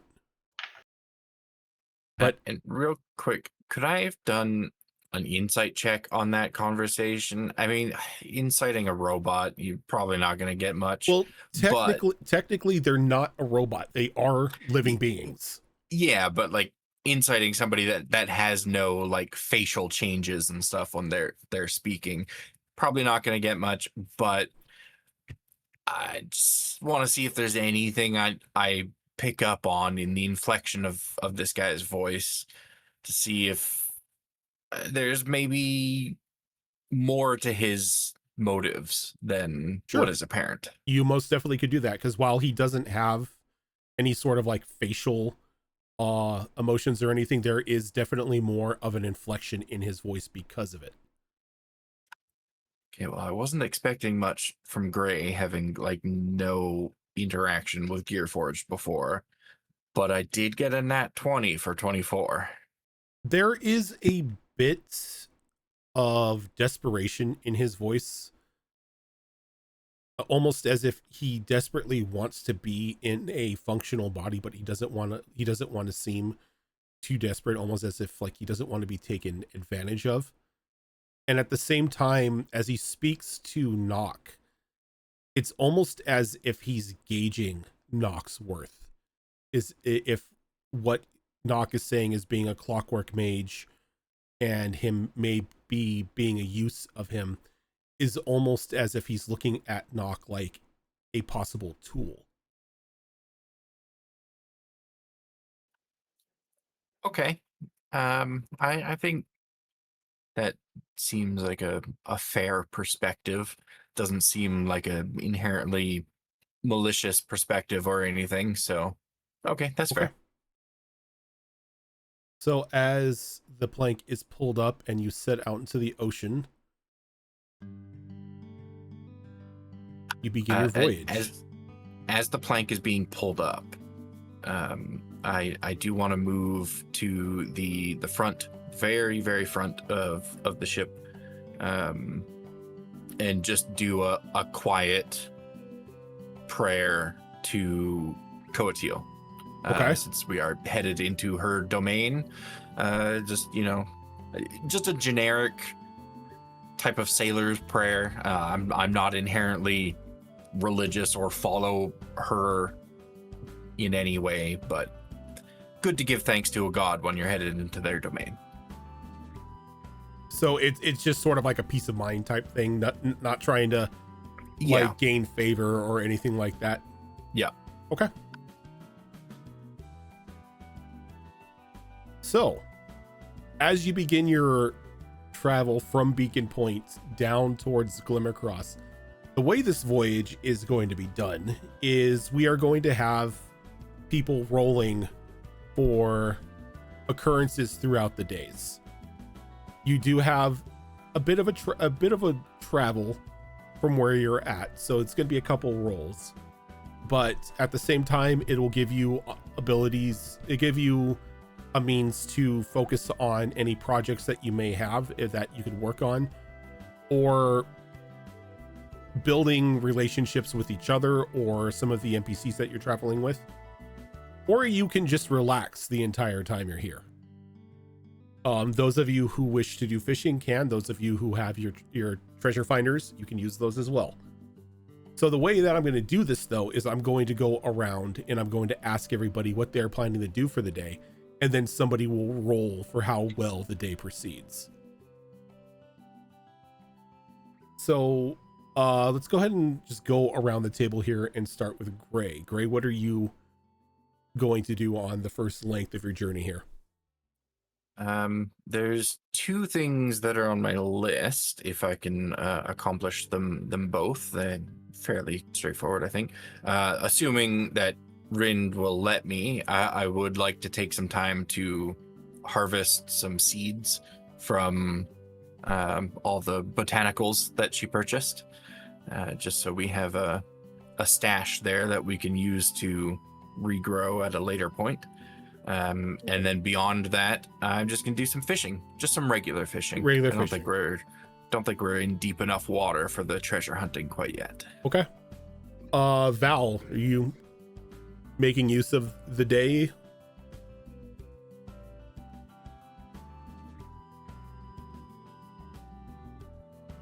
I don't have anything I desperately need to be doing. Val doesn't fish, but she's curious about what they're going to bring up, so she's just gonna chill above deck and see what these treasure hunters are going to bring up from the depths. Okay. If we don't start hearing boss music, life is fine. Rin, what about you? Why am I hearing Latin chanting? I mean, once Gray is done picking seeds out of her herbs, she's mostly just going to be trying to work on making some of those healing salves for something to do. Okay. Jade, what are you planning to do for this day? I want to try out this harpoon gun. Okay. See how it works. Just gonna stand on the edge of the boat and just fire down in the water? Try to make make sure I'm not going to hit anybody, get over to the edge of a boat where I look to be in a reasonable place, and I don't know if we're far enough that we're in the open ocean. If the shore is on one side, I would, Oh no, the work on shore the is other behind you. side. The shore is behind Okay, you, so so you then would. yeah, sure. So basically, probably to one side of the boat or slightly to the bow, just so that if the boat is moving along, it doesn't, I'm not dragging behind, kind of thing, in terms of the, trying to pull Yep. in whatever. Yeah. Okay. Mhm. Knock, what are you doing?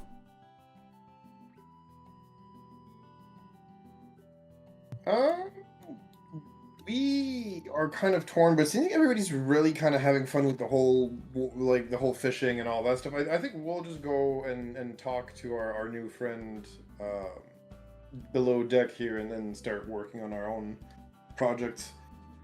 What project are you going to be focusing on? Fixing his body. Okay. We have Clockworker's Tool. We have, we are a Clockwork Mage. We have Mending. We have plenty of ways to work on things. And Valeth. First day, she's actually going to do some reading. She's going to continue her project of becoming proficient in crafting poisons and whatnot. Oh, right, because you have Poisoning for Dummies or whatever it was called. Yeah. Okay. So before we get on with all of your tasks, I'm going to roll a d6 here to see who's going to be rolling for us today. Gilly. We're all gonna die. Well, I'm shit. not making that up. I rolled a 3. Gilly, if you could roll me percentiles, please. Sure. It's okay. You said your percentiles are sometimes okay. Yeah, out of all my dice, the percentiles are more ones that are more often okay, and I'm hoping these ones are with a 71. Okay, 71 is fine. So thankfully, for the first length of your journey, it seems to be clear sailing. So everybody can go ahead and thankfully get through your tasks without any unfortunate interruptions. So to kick things off, Gray, if you can give me a nature roll to extract these seeds. I can do that, yeah. 14 plus 17 total. 17. Okay.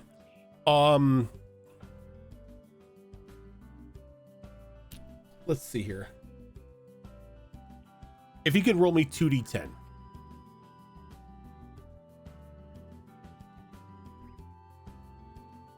And add them together. Yes.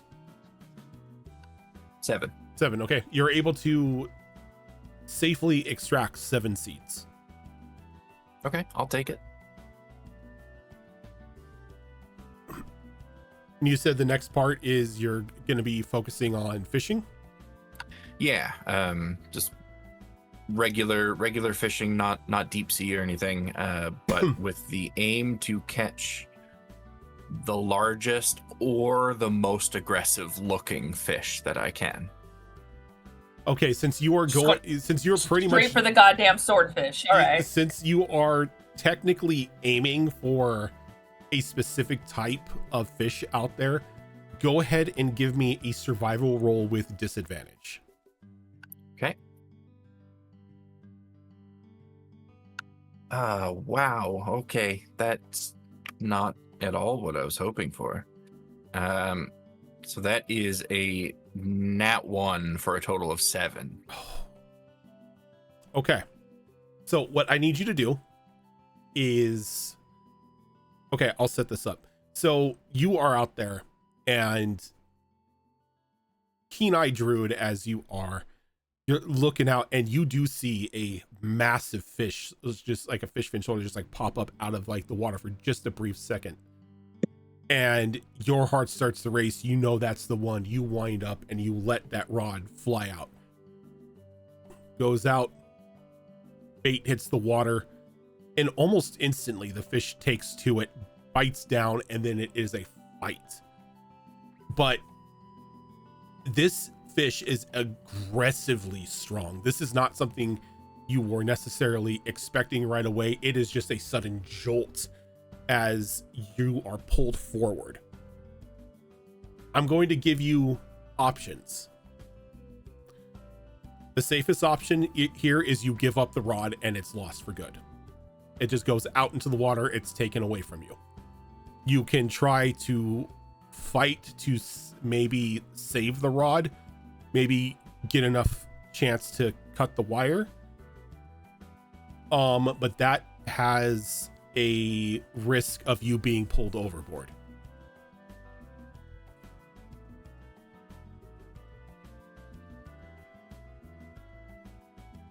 That's a lot of money to just let go overboard.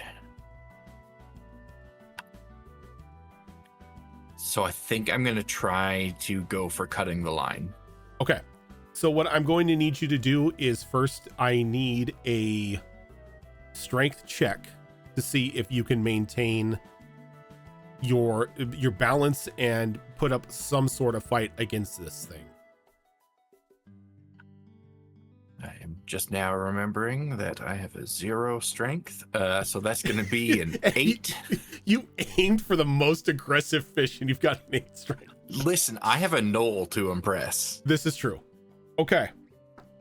How's that going for you, buddy? Oof. How's I'll that going for you? I'll tell you in a second. Okay. That 8 just isn't going to cut it. You grip and you hold yourself and you think you've got it, and there's a jolt, and the next thing you know, you catch air and you are over the edge. As those of you on the top side right now, Rin, you're probably still up there for after he collected the seeds. Jade, you're definitely up there because you've got your spear gun. You see Gray go overboard, like holding the fishing pole in a hand, and just like a look of shock on his face as he is right now doing a very good impression of a kite, but quickly falling fast towards that water. Can I activate my earring for flying speed, and because it gives me those butterfly wings, and just try and fly over there and grab him? You can. I was going to do the exact same thing. Yes. Okay, so you've got let's go. You've got Val leaping off the side. You've got Rin leaping off of the side to try to go ahead and to stop Gray from falling. Both of you can give me. I'll make this a group. I'll make this a you can give one or the other advantage on this since you're doing the same thing. What I need is a dexterity check in order to reach out and grab hold of Gray before he's gonna hit the water. You want to do it, or you want me to? I'm gonna let you do that at advantage. Okay. Okay. An 18. 18. I have decent dex. Both of you quickly fly down, each grab of a leg as you're just sort of now holding him there in midair. Gray's still holding onto the fishing pole. You could see the front is just bending, like straining, trying to, keep hold of this monstrosity that he's hooked. Val, I'll hold him if you can cut that line.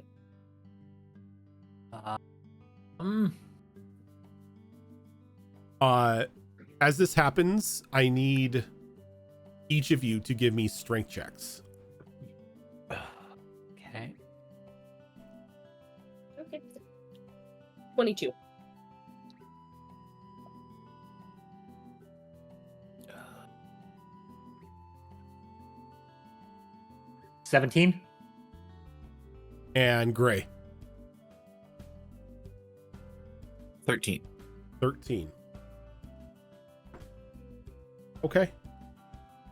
You are holding on for dear life.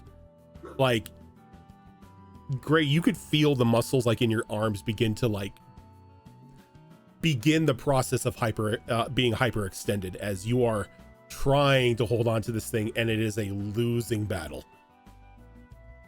You can hold on and hope that Val can cut the line before the rod is lost, but if you maintain holding on for much longer, you're going to start taking damage. Yeah, I think I'm gonna trust in Val here, but I will kind of like call back to my friends here, just kind of shouting like, somebody cut the line, somebody please cut the line, this thing's gonna tear my arms off. Meanwhile, the Wookiee, you've actually You hooked the I'm sea literally Wookiee. I'm literally just going to like grab the line with claws and just rip. Okay, go ahead and give me an attack roll. As long as you roll above a 10, you're fine. Yeah, that's above a 10. Okay. Yeah, so with your claws, you cut the line, and there is a sudden kickback as the rod is going to fly forward and smack Gray in the face. Because you rolled a nat 1. That's fair, yeah. You're going to take 11 points of bludgeoning damage to the face as you just now have this red welt just like right down the center of your face. We can worry about that later. I am going to start flying towards the deck of the ship. You still have the rod, though. That's what matters. It's easier to rehook than it is to get a new rod.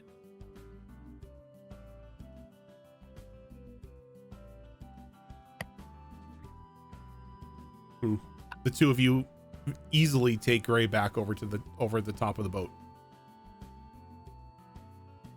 Gray, if you're going to continue fishing, I'm tying you to the railing of the boat. That was it caught me off guard a little bit. Thanks for the assist. Which But- part? The jerking of the rod or the flying overboard? Both. You know, I was expecting, like, listen, most of the fishing I've done has been in, like, streams and small lakes. I've never ocean fished before. Do you see the size of that monster, though? No, what did you catch? I don't know, man. You caught air.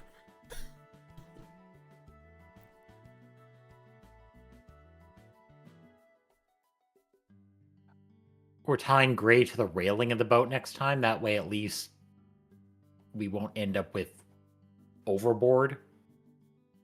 Well, it's Maybe. probably going to take me the rest of the day to, you know, like, rehook the rod and everything, but I'm trying to get in tomorrow.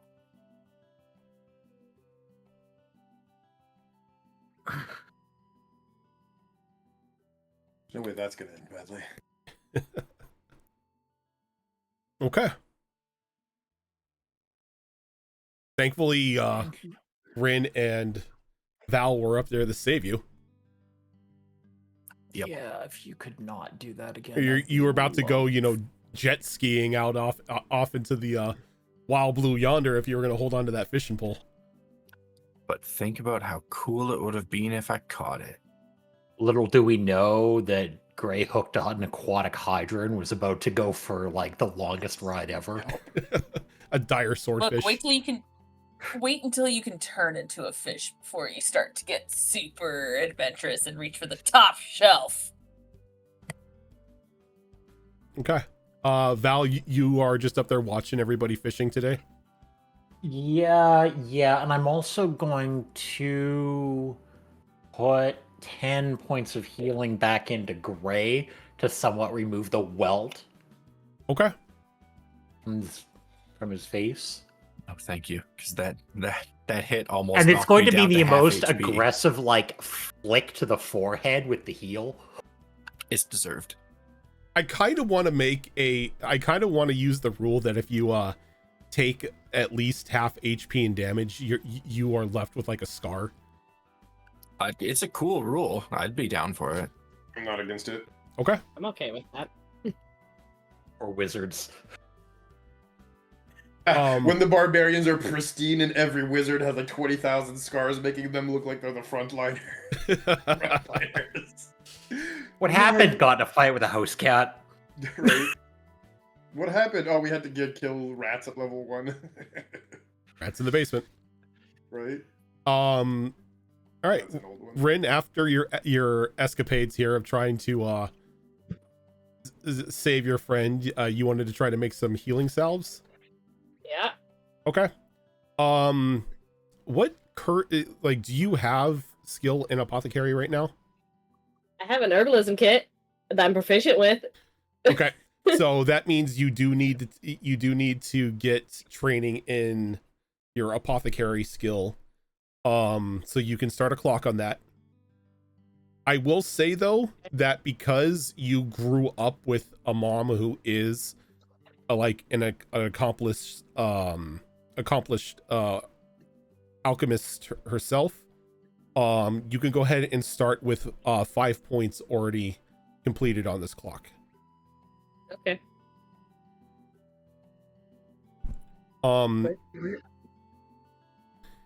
And all I'm gonna need from you is a survival check in order to try to make a salve for today.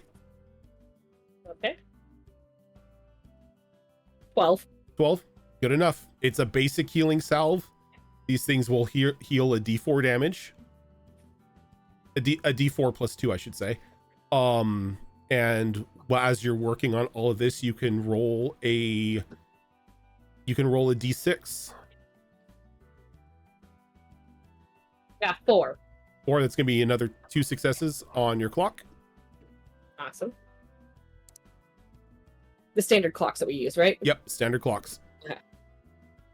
And then she's gonna, when she's done, which is probably hours later, she's gonna go find Gray and hand it to him for his face. She's just gonna kind of hand it to him, point at his face. And you can see like the welt and the red has already like sort of like lessened. I'm not as good as my mother, but at least do the trick. Oh, that will actually be very helpful, yes. Because, to be honest, there's probably going to be more of this tomorrow. Yeah. Just give us a heads up so we can prepare to, bring you back forward. Well, hopefully now that I know what to expect, I won't be going for a swim. But you never know. Really As don't. you say that, a fish sort of flies overhead and sort of lands in front of you. And it's kind of just like flopping on the deck. As then climbing up the side of the boat and sort of just like landing next to you completely soaked is Leah. Does the fish have a hook sticking out of its mouth? Nope. Okay. Just checking. It just it looks like a sea bass. Now, that certainly looks like a good way to fish. It's another option. At least you don't risk falling off the boat. I saw it and wanted to catch it. I didn't have any of the gear, so I just went in and grabbed it. Hey, maybe tomorrow you could teach me how to do that? Yeah, sure. You can swim, right? Oh, yeah. Yeah. Okay. I can swim. All right. I don't need to be pulling anybody up out of the water. Well, if we encounter a monster like I did today, might be pulling someone out of the water. There was a monster? Oh, it was massive. Damn near the size of this boat. You should have seen it. Ren's doing her best not to have her face change expression with a okay buddy face. She kind of smirks as she like snatches up the fish. She's like, tell me about it at dinner. Deal. And she just walks off, just dripping water everywhere. Speaking of fishing, Jade, you've got your spear gun. You're muted.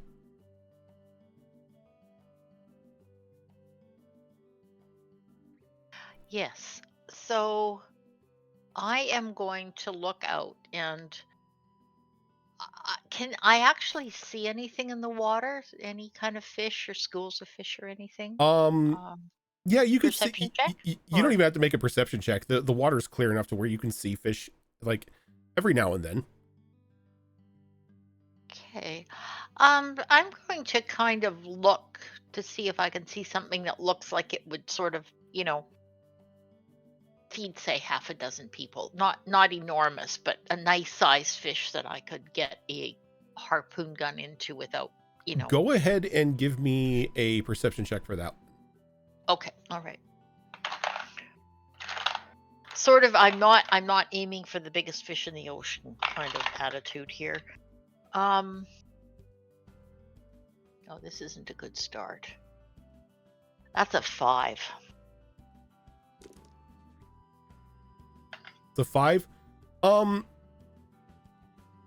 You don't necessarily see anything that would be say something that can feed 5 or 6 people, but there are some decent sized fish out there that you could probably spear one of them that can probably feed like you and another person. Okay, well, I basically just want to try out the spear or the harpoon gun just to, get a feel for it. I make sure I see what it has for kickback and all that kind of thing. So I will take my best aim and try to see what I can spear. All right, go ahead and give me a survival roll. Survival.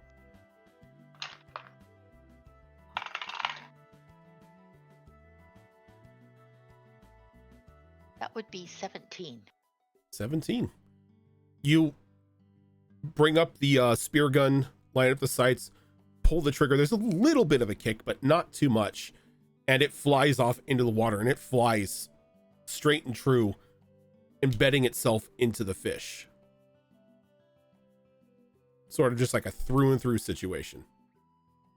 Okay. And then do I need to do any sorts of rolls to bring it back in? Nope. You can just, because you've speared the thing, you can just bring it back in. You just winch it up and you've caught yourself a fish. Okay. Do I need to do anything to make sure this is an edible fish? Oh, it's an edible fish. Oh, okay. Yeah, so I'm quite contented with that. It's a little smaller than I'd like. Can I make any more attempts or no? Yeah. Okay, so we'll try it again. Okay. So that would be another survival roll. Yep. Oh, that's a that's a 17. 17, okay. I'll ask you this. How much time are you dedicating to fishing with your spear gun today? Maybe half a day, just to kind of okay. get a feel of how it works and get comfortable with it so that I can use it more effectively when it becomes a little more important. Half a day's time, you will definitely bring enough bounty on board to, like, once the fish are cleaned and prepared to feed your group. Okay, and I'm quite happy with that. That's not a bad start for the day. Okay. Knock. And I will try not to gloat at all in terms of Gray's direction. Also, what is Onyx doing while I'm doing this? He's just standing there. Just standing there stoically, just arms crossed, just looking out to the horizon, like hair blowing in the wind, just like keeping an ever stoic vigil over you as you fish. So I'll turn to him. Onyx, you're making me a tad nervous. Just maybe sit down and relax, kind of enjoy being on deck. If I look like I'm having a problem, I'm happy for the help, but let me enjoy the fishing. I am And you relaxed. enjoy being on deck. I am enjoying being on deck, You look like you're standing guard. You don't look like you're enjoying it at all. but I enjoy standing guard. Oh. Okay, all right, fine. If that makes you happy, then let's just go with that. That is what the fates have decided for me. I am your guard. Okay. I'm going to see who I need to talk to about getting these fish cooked up as part of the meal tonight. Shall I carry the fish? If you'd like to, sure, you could take the fish. It's if Don't say it. Just fish. okay. As he leans down and just picks up the fish and just follows behind you. As you take it down to like the galley for them to like prepare the fish for you. Alrighty. Knock. Yes, sir. We are ready to rock. Sorry, a little bit of my ROM showed through there. My apologies. Okay, so yeah, so we had gone below deck to go and hang out with our cog friend here. With Fleming, yes. Correct. So yeah, no, we'll walk up to whatever part of the below deck he has wedged himself into. Considering, you know, like you said, his unstable capabilities for locomotion right now. And yeah, we'll walk up. Oh, go ahead. As you go down, you find him like a little deeper into the the cargo area of the bottom part of the ship, and he's sort of like whispering to himself as he's like sort of like looking at his hands and like looking around. Can I hear what he's mumbling to himself? Do you want to try to hear what he's mumbling to himself, or are you going to make yourself known right away? Yeah, well, we could try to listen in a little bit on what he's saying. Okay, go ahead and give me a perception check. Let's see what it does. Where is my character? So we can add dice to it. Perception. It is a 13, not my best. 13. Still easy enough to hear him. You're in an enclosed space and there's not too much background noise. As you hear him just muttering, "This will not do.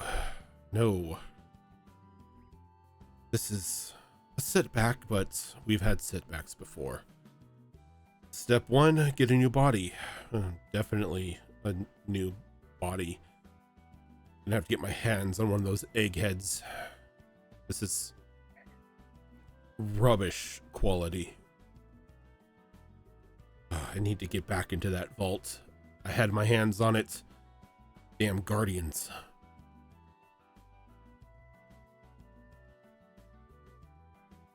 And as he like he sort of straightens himself as he notices you, he's like, "Ah, Knock. What brings you down here?" Well, day one of our travels, day one of trying to make you functional, I assume, yes? Ah, that would be much appreciated. If anything, I just need to get the upper body and the lower body sort of aligned with itself, and I should be able to have a bit of movement. Very good. If you don't mind assisting me with that. We can try to make you emotion worthy, yes? Oh, that would be much appreciated. Absolutely. So we'll sit next to him, pull out our tools, and see what we can do to start slowly fixing his locomotion habits. He still does have 2 legs, and while yes, they're not necessarily the most, functional in the world, I'm assuming there's at least some old cogs that need dusting, and maybe a few of them replaced or tightened or loosened or whatever, considering how long he's been stuck that way. So a little tune-up, He's kind of like off kilter.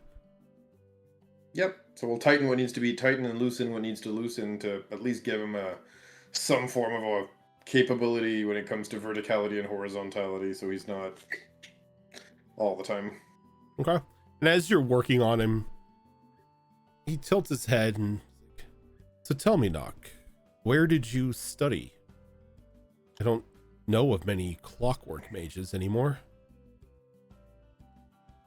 Oh, long old story. You sure you want to hear it, really? Well, I have nothing but time. Same here. So tell you what, trade you one story for another. How's that sound? A fair trade. Deal. All right, well, I trained... Pulls up the notes. Pulls up my backstory. Right?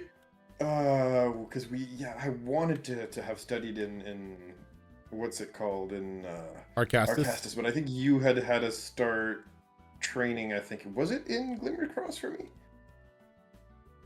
Let's see here. So many backstories. Because I think you had told me specifically I had to start somewhere in particular. Yeah, like the mages started in Glimmercross, but after they chose their speciality, they were moved to other areas to better their focus.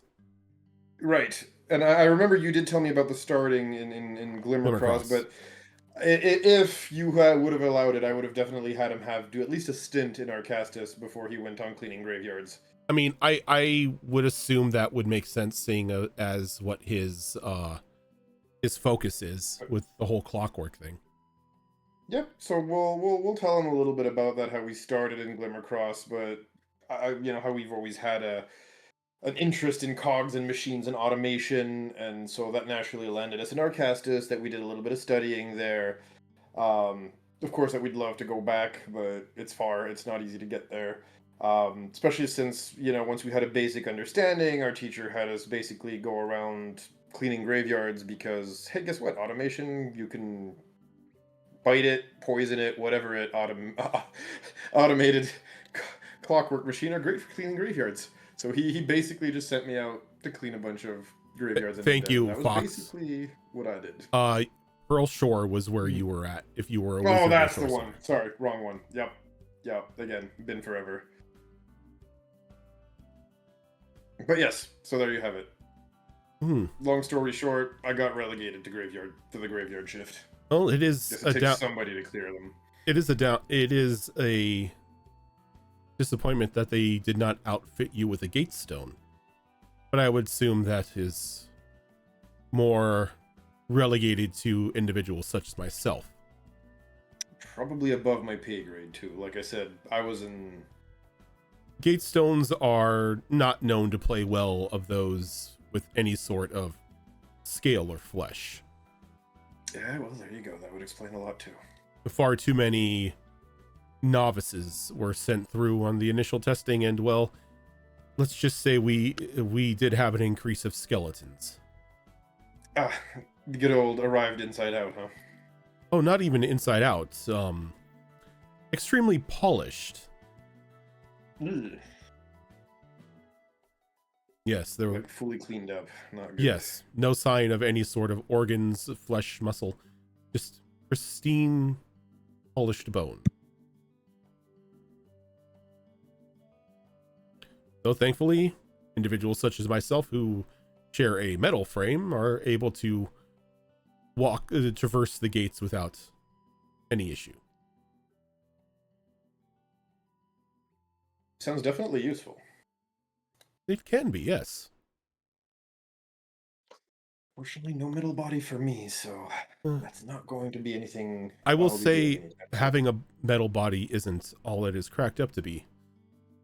Oh, Being an individual such as myself, we don't necessarily need, well, not even necessarily, we can't consume food, we can't drink.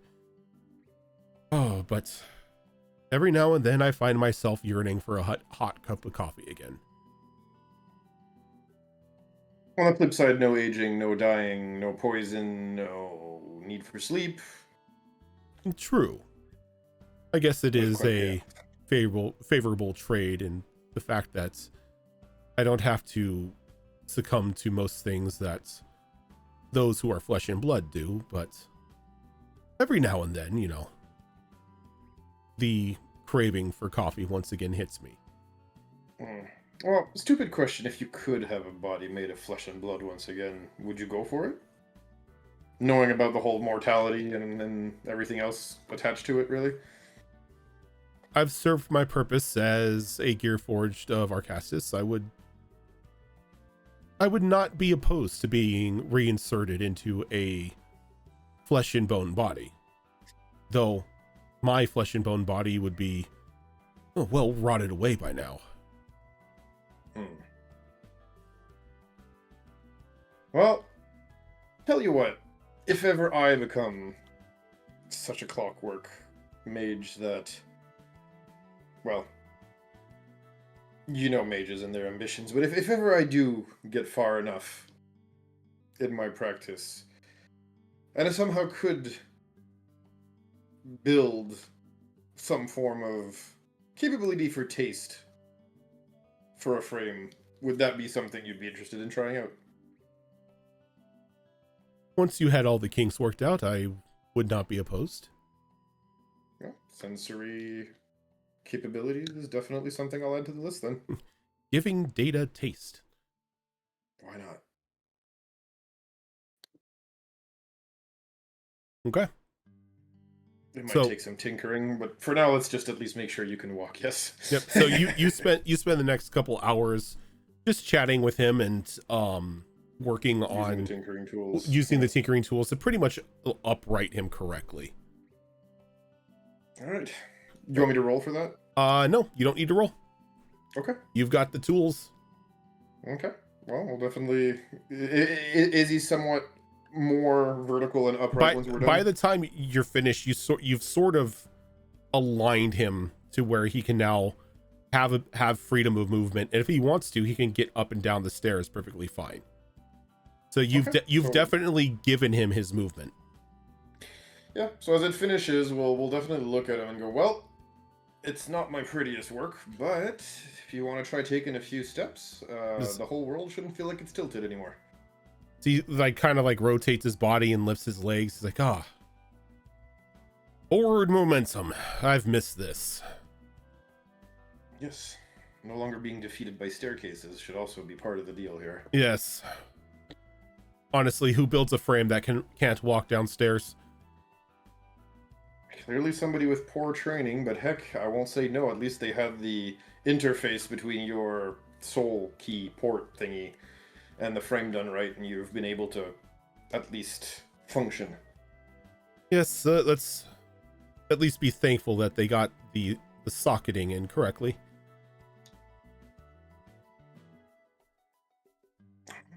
I think that's it for today. My Okay. brain's mush, and I think I'm gonna go back up on the deck and try to get some air after all this. Okay.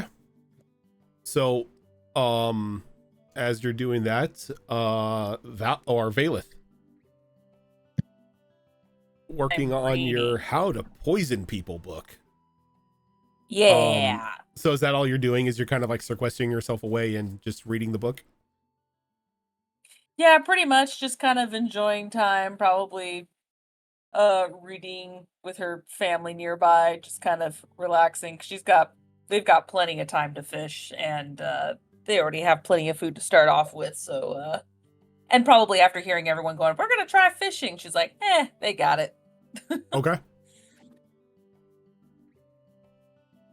So I have a So ways to go. yeah, go ahead So I and need- roll me a d6 as you are reading How to Poison People. Ooh, that is a 5. A 5. Okay, that'll be 3 successes. Or I should say three ticks on your clock. Yeah. Almost a third of the way there. Almost a third of a way. Almost. Okay, so as that day ends,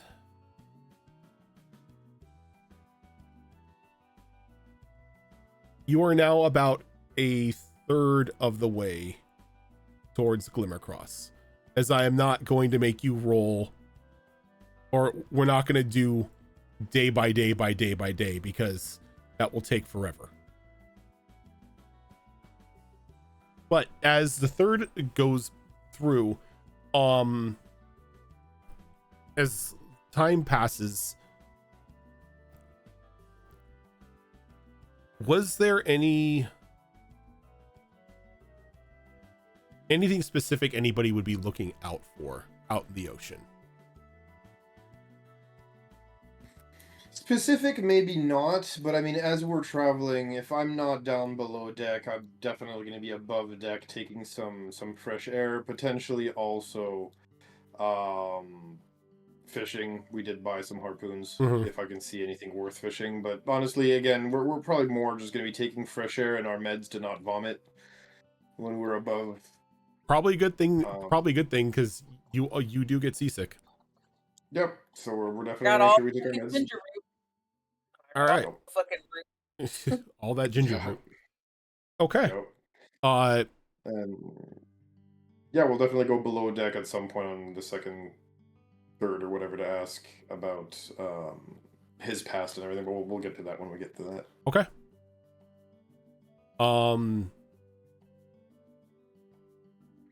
I mean, technically, I would be like doing 50-50, spending half my time reading my book, the other half fishing, and certainly hopping on my griffin to do kind of like a flyby around, because being on the ocean and kind of having PTSD, being on the most dangerous part of the ocean, she's definitely not paranoid, but definitely head on a swivel. As she's just like, is everything good today? Is everything good? We're fine? Okay. Yeah, this is probably about the first time that you can relax, as Tharia is now just like a brief glimpse in the distance. You are probably farther from Tharia than you've ever been on the sea before. And so that the nerves are slowly starting to calm down. Yeah. So she's kind of 50-50 still very much, keeping an eye out. And just making sure everything's good. Plus she's secretly hoping she sees a dragon because of Wyvern Crossing. Like, maybe there's a dragon, because I would love to fly a dragon. But wow, don't tell your griffin that. dreams. Damn. Yeah, your griffin's just like, bruh, it too, bro. Look, little do you know, I am secretly trying to be a beastmaster where I'm gonna own all the flying companions. I want them all. Meanwhile, Ash. It's like, haha, I slept with the dragon. and I had my griffin to ride, so yeah, no, I get you. Rin's not really keeping an eye out. She's just going to keep trying to work on the morsels. So I said, what, a week is passing by here on sea? There's one sort of tiny thing that Jade would like to do. She's sort of been thinking, and she would like to use the opportunity. She knows that there are these games and tournaments in Glimmercross. So under that premise, she is going to ask Onyx if he'll spar with her so she can practice. But she also wants to really see if he really is a fighter, is he what he says he is, etc. Okay. You can definitely do that. Okay, so however that would go down to do that. So, what about Val and Gray? What are you focusing on? You're muted. Again, I don't need to do much. Anything I need is going to be in a larger city. So I'm spending most of my time on deck with all the idiots that are fishing, trying to make sure they don't go overboard. Okay. I have wings and I have guidance. True. Fight me.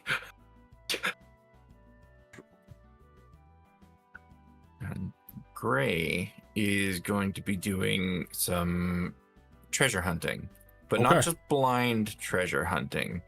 What he's going to do once he kind of gets the hang of fishing on the ocean, he's going to be trying to catch smaller fish, and once he's caught them, he's going to use beast sense on them so he can perceive through their senses and throw them back in the water so that he can see down below what is worthy of treasure hunting.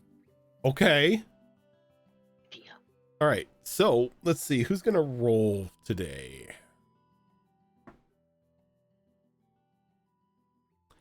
That will be Tilt. Tilt, if you can roll me percentiles, please. Yes, boss. Let's do it. Percentile. Just the 2 dice we need for that. There we go.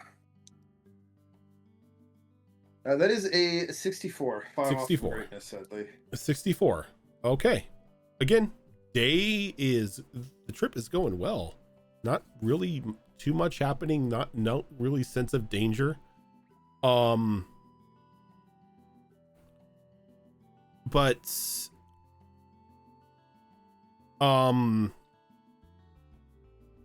Jade, asking Onyx to spar with you, he instantly agrees, as he will do anything you command him to do. And he takes up his sword, and the two of you sort of like cordon off like a center portion, just a small portion of the ship, as you begin to go through basic exercises and whatnot, not trying to go full out, not trying to hurt one another, but you quickly learn that he does seem to know his way around combat, and he's not just some sort of blowhard that was hired by your father in order to keep an eye on you.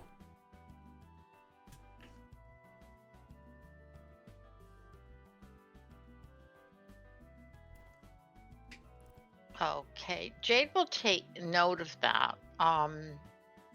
So they're at this point he's not trying to better her or anything. Nope. It's just truly sparring practice. Just truly sparring. But he's keeping up. Yeah, it's just pretty much going through the paces. Alrighty. So after a session of that, I am going to try to sort of not really lose him, but sort of ask him to sort of stand somewhere, because I want to go over and chat with Gray. Okay. He's like, as long as you are in my sight, I will stand wherever you wish. Yeah, I just like to have a private word with Gray. Of course. You understand. Gray. Hi. Hi. I don't know if you were watching. I just did some sparring practice with Onyx there. He certainly seems to be competent. I mean, he seems to be what he says he is so far. For whatever that's worth. Obviously didn't try to, best me or anything. He just was a sparring partner, just like I asked. So, not sure what he'll do in combat, but I think he can hold his own. I'm kind of getting the sense that he'll just kind of do whatever you tell him to, which in and of itself is kind of weird, but I guess not a problem. Yeah, and every time I not much of a conversationalist, if you ask him something, he just sort of falls back on he really doesn't know, and it's what the fates decreed, which is kind of creepy. But yeah, he kind of feels like he was just like plucked out of a void and put here. yeah, like you ask him stuff about his past, and there's just nothing there. But hey, maybe he's just like an extreme introvert, and that's okay. Or maybe he has insomnia. Yeah, Or not that'll fuck you insomnia. up. What do you call amnesia? Sorry, I mean insomnia too, perhaps. I don't know. He always Yeah, seems maybe. to be standing I guard. saw Fox's face of like, oh, I didn't notice he didn't sleep. Right? Actually, that's a fair question. Has he gone to sleep yet? Yes, he has. He sleeps, Well- he eats. Oh, okay. He seems to do these things, but like he's always there. It's kind of like having a shadow, which is a little bit creepy. But I asked him to stay there so we could have a word, and he seemed okay with that. But Yeah, I mean, so far, he just seems like a weird guy, And and that's okay. as you look over to him, as you point him out, He's once again just standing, arms crossed, just staring off into the horizon.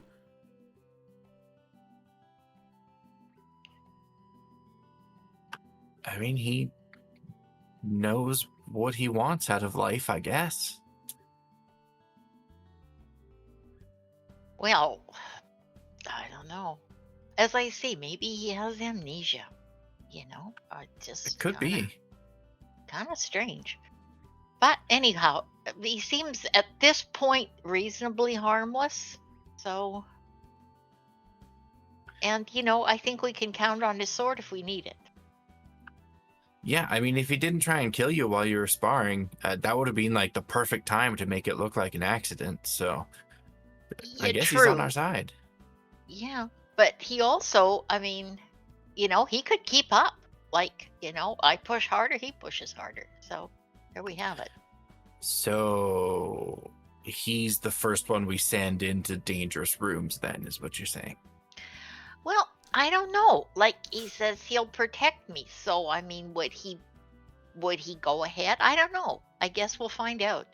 I guess so. But, you know, thanks for keeping an eye out and your caution. It's Yeah. well placed. I Yeah, appreciate I mean, I that. was totally watching. I wasn't looking through the eyes of a fish while you were sparring. Okay. Yeah, that's also kind of creepy, but yeah, okay. I think it's normal. It's normal for me. Well, Look, it's okay to be weird sometimes. Yeah, there's a lot of that going around. All right. Talk to you later. Thanks again.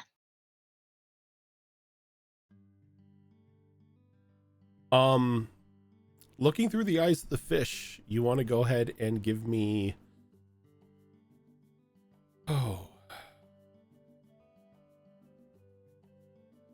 Let's go ahead and call it a perception check.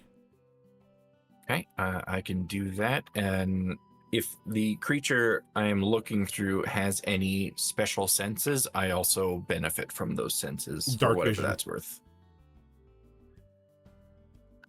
Ooh, that is very good. That is a 19 on the die for 25. One of the fish that you caught sort of swimming down, it notices, or you notice through its eyes, a waterlogged treasure chest sort of just sitting at the bottom of, like, just at the bottom of the water. Okay. As soon as I spot that and have a decent idea of where it might be located, I will pull back from the fish's senses and cast out my treasure rod. Okay. Go ahead and give me a survival roll. Please don't roll a 1. No, survival. I'm good at survival, although I did roll a 1 on survival already once today, but that is a 21 instead. A 21. Okay, that's better. As you throw that down, and you feel just a little jolt as the magnetic plate grabs onto something.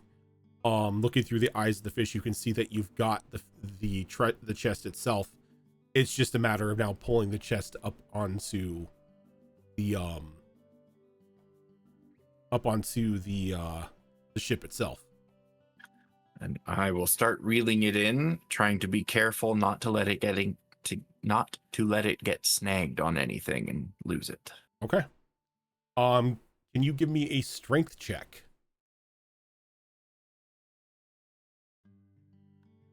Not good. That's a 4. Oh. So you're reeling it in, and you're trying to pull it up, and it's not a lost cause. It's just gonna take a lot. And as you put your foot on the edge of the ship, and you kind of just like brace yourself, and you keep pulling, and when cranking on the winch,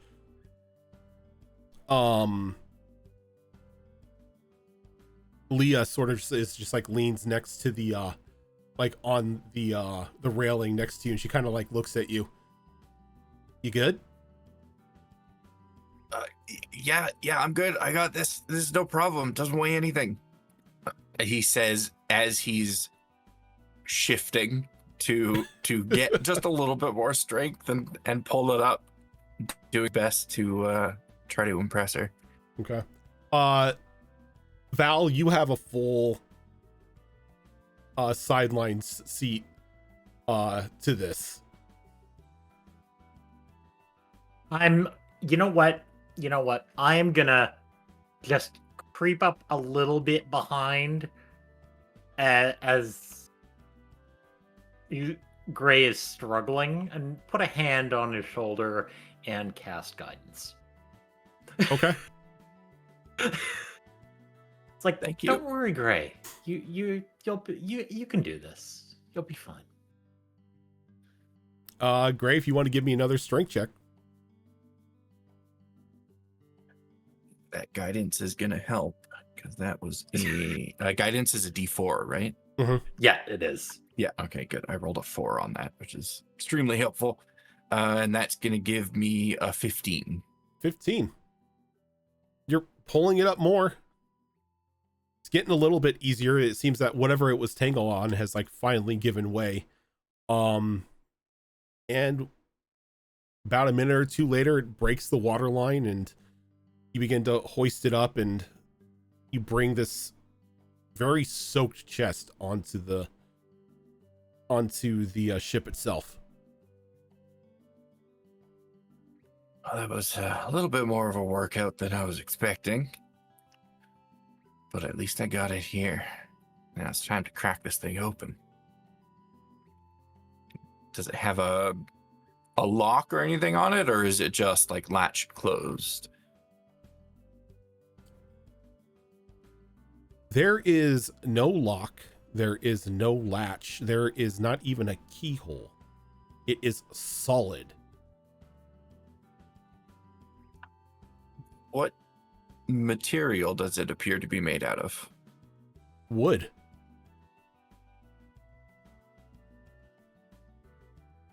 Anybody got a crowbar? When you say that, you notice there are no hinges either. It is just solid from base to top. Oh. It's chest shaped. Crowbar. God, an axe. You know what? We're on a ship. I'm not gonna need spell points later. We might as well burn Jesus. some now. Curse yourself. I'm just gonna do a real quick detect magic on it. This thing beams magic. Okay. Mainly evocation. Oh. I Please don't blow wouldn't do yourself it. up.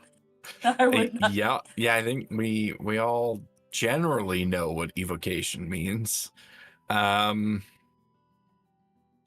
Would I be able to glean more from it if I took an hour to study it? Sure. I will do that. Okay. So for like, I do not want to accidentally blow up the ship. so like you sit down and you begin to like study this this chest, and Leah sort of gets like a sneer on her face.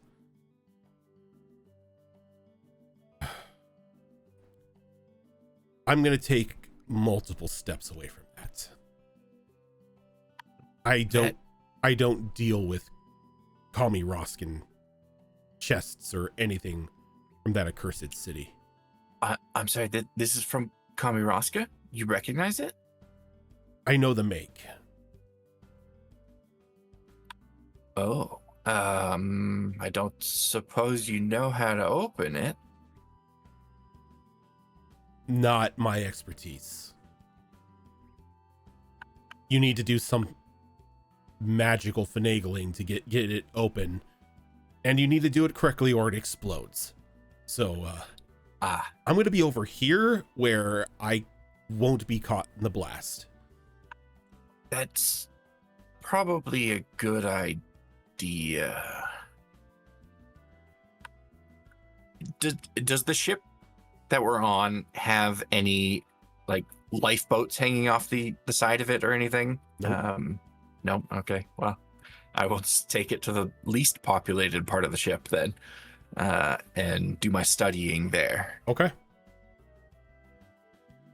And those of you top deck see Gray carrying this extremely soaked, solid chest. Or a solid block of wood that looks like a chest.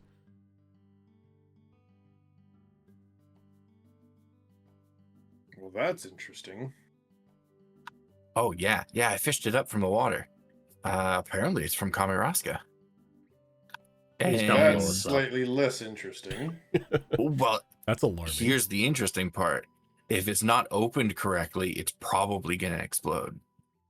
And you're not going to be opening it on a ship that would send us all to the bottom of the ocean. Well, I'm going to study right? it before I do anything. Because also it doesn't appear to really have like a hinged latch or anything. So even if I wanted to try opening it, I wouldn't know where to start. So I'm going to look at it for a while. Let's see. Well, if you want me to take a poke at it at some point, especially if there's no hinges or outside mechanisms, I can take a quick look in between two sessions of fixing our cogged friend down below deck. Yeah, if you want to join me in studying it, you're more than welcome to. I mean, I've got our friend mobile. I might still need a bit of tweaking and working on him. He's missing an arm and a few things, but I'm sure I can spare a few hours in the day at some point or at another to take a look at this. But I yes, the do answer is yes. already have a plan B for opening it. So if we can learn anything, that would probably be better than my plan B. As long as it doesn't go boom on the ship, I'm okay with it. It'll be a distance away from the ship. I mean, the problem is that I would be right next to it when it happens. I would which rather is- not have that either. We'd like to keep you alive, Yeah. Gray. We've had this talk. So let's see if we can learn some stuff about it. Sure, let's do that. Okay.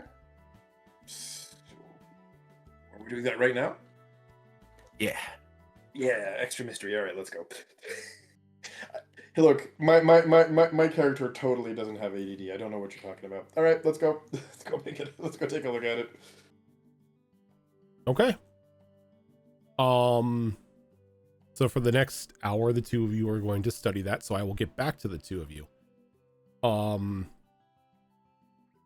Gilly, if you want to roll another survival check here to create more of those potions. Or Yeah.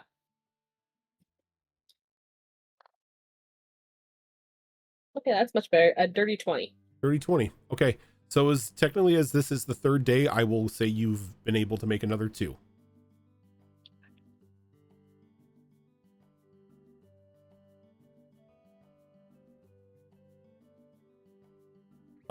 And Valith.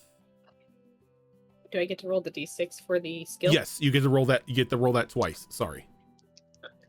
Okay. 3 and a 4. 3 and a 4. Okay, so that's going to be a total of 4 ticks on your clock. Awesome. Thank you. And Valith. Probably since I am rotating, probably doing some fishing this time. Okay. If you want to go ahead and give me a survival roll for that. Indeed. Because I'm fishing with my background, I get advantage.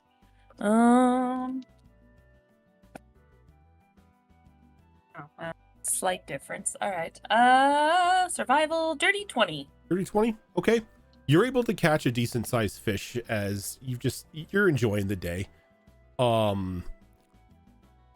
Though as you're fishing, Duoth kind of like lands and walks up next to you and he's like, "Hey, I don't want to alarm you, but something very big is following the ship."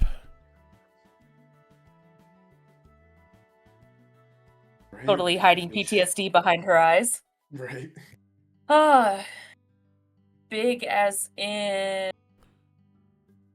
Turtle, dragon, serpent, shark. No, not a shark. I know what sharks look like. Kind of serpenty, kind of ribbony. Am I hearing Leviathan? You know, you know, like how when like ribbons get caught in the wind and they sort of flutter away. It's sort of like moving like that, Yes. but it's big and it's very hard to see because I keep losing it in the blue. So it's got great camouflage and most likely eel-like. How big we talking here?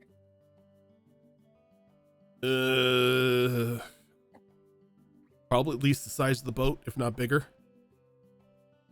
Oh, great. I hate boats. All right. How long has it been following us, give or take? Give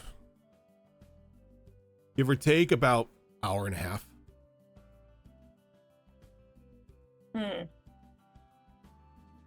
Can I recall anything that happened within that time frame that may have triggered its curiosity, or if it was just maybe the boat itself?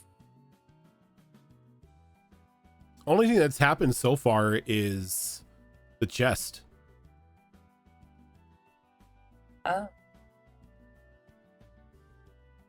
Oh boy. Gray, you're topside, right? Yep.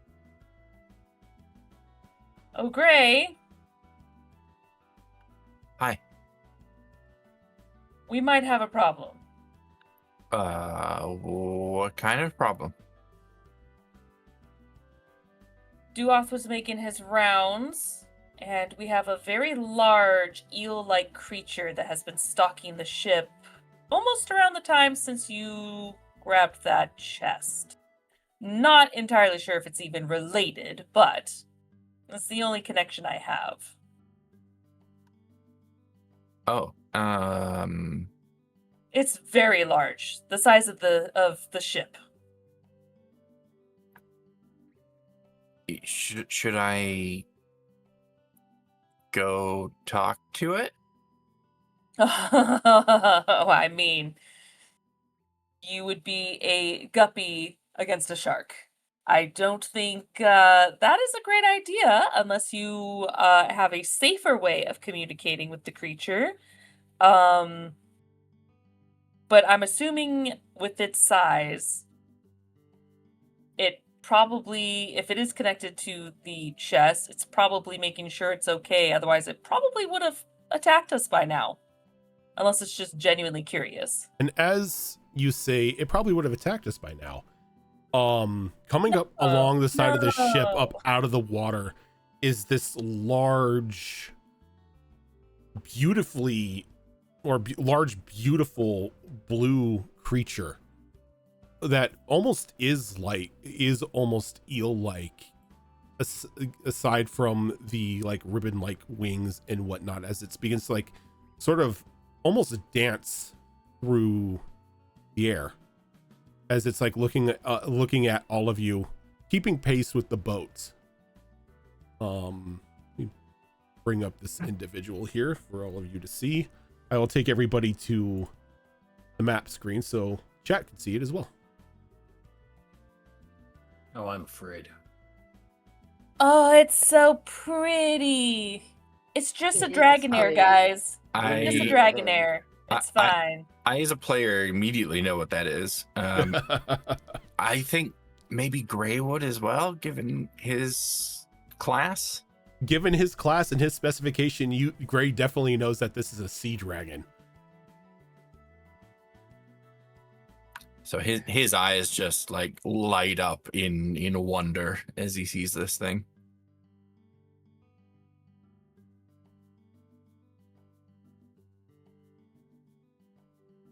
Oh, hello. Fancy Like it boxy came back out of the there. water. Yep, it like came up out of the water and okay. just began to fly. Oh god. Oh, it's flying. Oh, Yep. okay. Sorry. Continue. Because they have a Oh, swim my. speed and a flight speed. Oh, well, now that it's flying, I mean, she's got glitter in her eyes as well. She's like, it flies. That's a fancy box you have there. It sure is. I'm so sorry I didn't take this from you, did I? Oh, you did, but I've been having such a hard time opening it, and no thumbs. So I haven't really been That's able fair. to play its game. Oh god. God. That's hilarious. I love it. I haven't been able to open it yet, but we're working on it. Oh, do you not know how they work?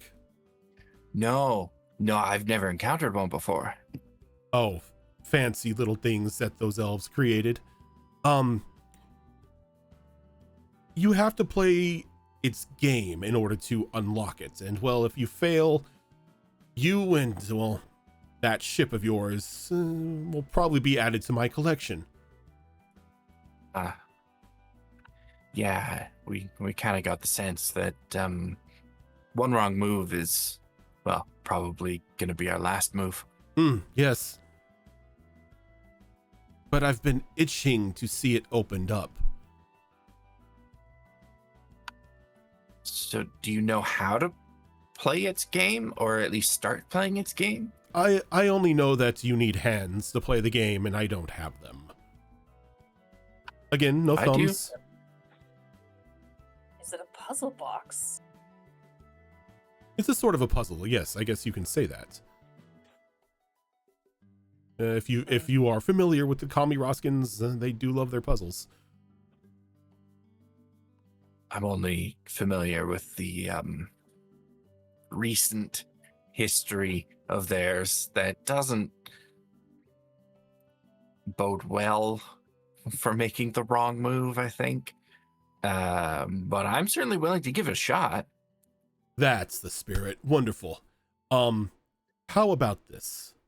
You do your wonderful thumb things, and I watch you. And if you open chest, we split what's inside. I think that is a more than fair bargain. I wouldn't hope to try and impose anything further on someone as grandiose and divine as yourself. Oh, please, you are too kind. And It's you are good. just It's nice to know gorgeous. when mortals can see divinity in front of them. Not many of your kind know that we are the true gods of the sea. You're the stuff of legend. Oh, now you're going to make me blush. You have a name. I do. I am Volin. I am the god of these waters.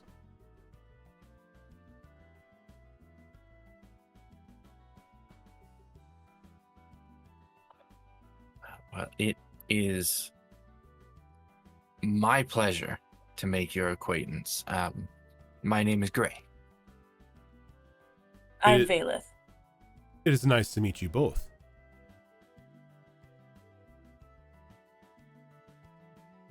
So, Gray, is it? That's right. I am most curious as how this will all work out, if you wouldn't mind. No, I wouldn't mind at all. I am, however, a little loath to put the entire ship in danger. Oh, but that is part of the game. The danger. I mean, I do like a little bit of danger. Who doesn't? Yes, well, I like to keep my parents alive, Gray. There is that part as well. If it was just me and my friends on the boat, I think we would be eager to play the game without hesitation. However, it's not, and it's also not our boat. So, I give you permission. plan B?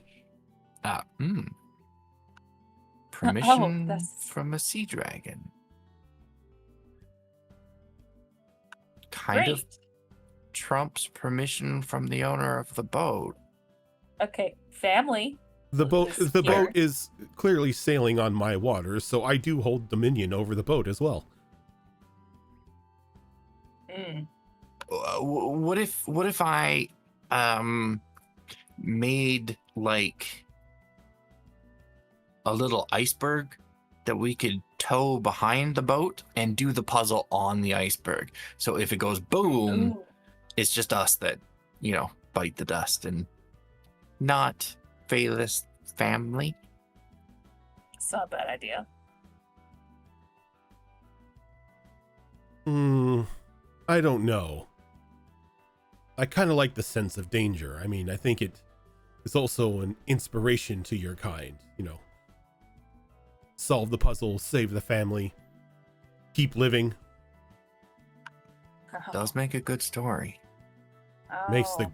most grand of stories, and I know how your kinds do love their stories. Yes, well, we like surviving our stories too. Nice to meet you. I'm Knock, by the way. Ah. One of my kin. Long lost, unfortunately. As you can see, our bodies are a little weaker than that of the ancestors, but yes, nice to meet you. It's nice to meet you as well. Now, Gray, if you would be so kind as to begin the game. We don't want to draw too much attention. Suppose that's true. I'm gonna kind of lean into Valeth real quick and speak very quietly. I don't think they're asking. I think they're telling. Yes, well, it's a little unsettling when, it's not your parents that are on the ship. Oh no, I agree 100%. I would love to do the iceberg thing, but I don't know if they're gonna let us. Since he seems to be a bit of a danger and adrenaline junkie, I have an idea. Oh no. Would the venerable ancestor, who seems to be so interested in these games of, well, fun and excitement, be so kind as to participate in one way, shape, or form? Oh, if I could participate myself, I would have opened that box ages ago. Well, would you like to in another way? What you say intrigues me. Would the venerable ancestor be so kind as to serve? Well, not serve, that's a very horrible word, my apologies, but to aid us and simply hold us within his claws while we open the puzzle. Perhaps going at high speeds on the water?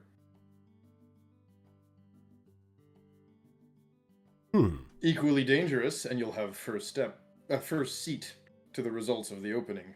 What say you, Gray? You down for thrills? I think it would be an honor to be in the grasp of someone such as yourself. I would like to sweeten the deal. Oh, everybody's joined again. And how would you sweeten this deal? If we succeed, and we do share the contents that are inside, I would like to ride you. Give me In the air. give me a persuasion roll. We are Oh, cringing no. at that, by the way. No. I'm sorry. No. Do not give me a persuasion roll. No. Okay. No. No. Hold on a second, Valeth. Give me a moment here.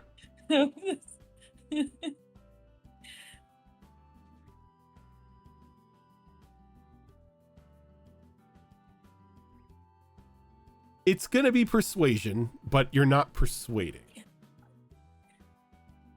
Okay, I'll give you an option. You can try to persuade them, Okay. or You can make this an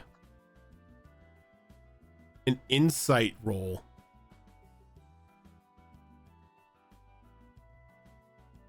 So you can word what you're about to say to request as to not sound so insulting. Yes. About to Let's try say, that like, one. we Let's are try cringing. that one. I'd like to roll to cringe, Your Honor. I would like to treat you as a mount. Oh.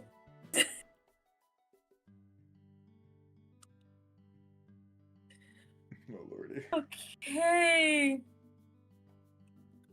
All right. Yeah, I'm doing that one. Definitely that one. Okay. Okay. Right. Oh, like no one would happen to have guidance, would they? That's next to me, Gray. No. Okay. Val, it's on deck. Yeah. What do I? Yeah, Val I can don't know make if that Val's next to us, happen. though. I Okay. don't know if Val's next to me though. for Nope, this. Okay. Val's okay, on deck. Val's there. Val Oh, sees what's yay. going on. Oh, well, there you go. That'd be Yeah. great, that'd be great. At this point, they would And I bring me kind up of, on deck. again, just Yeah, everybody's set a up there. hand on her shoulder and I'm sure you can word that a little better. Yeah. And guidance. Okay. Speaking of, okay, we are going to be hopping. I'm sorry, go ahead. I'll do that after. Nope. That the guidance definitely helped. That is 23. You open your mouth to try to say, I get to, Can I reword it? like, you get to go, yeah, I was gonna say, you get to see, like, you begin to say, I get to ride you, but the moment, like, those words are forming, he sort of just, like, shoots you this death glare, like, if you finish that sentence, you're about to catch a breath weapon to the face. Yo. I would like to ride upon your magnificent form and see through the eyes of what it'd be like to be a dragon of your magnificent stature.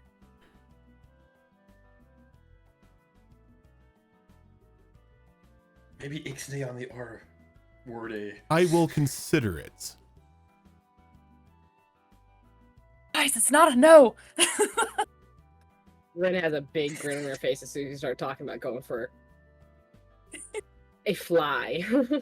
And when you say the words "be a dragon," Gray's entire disposition changes, and he becomes very visibly nervous. Yeah, this is a dragon god, apparently. So, Gray, Self-proclaimed god, maybe. I don't know. you up for increasing the thrills? I think that my curiosity can't be ignored. Wonderful. He says that he sort of just like whips towards the boat and just in a flash grabs you and grabs the box and just flies over the ship and begins to, like, again, making himself parallel with it. He's like, now Oh. hold on, I can go very fast. And Hold on. he Oh, okay. goes, what did you want to do, Knock? Well, I had promised Gray I would help him try to open the box. So I was going to ask, can Knock hop on as well, or is it a one-person game? It is a one-person game. One-person game it is, then.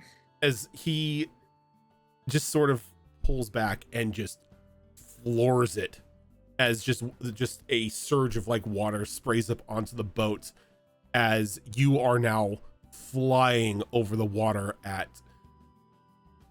probably speeds you yourself have never dreamed of ever going, as he is now dashing with his fly speed, moving 160 feet a round. Oh, jealous. Bayless is doing like the uppies, the arm motion of just like, ah.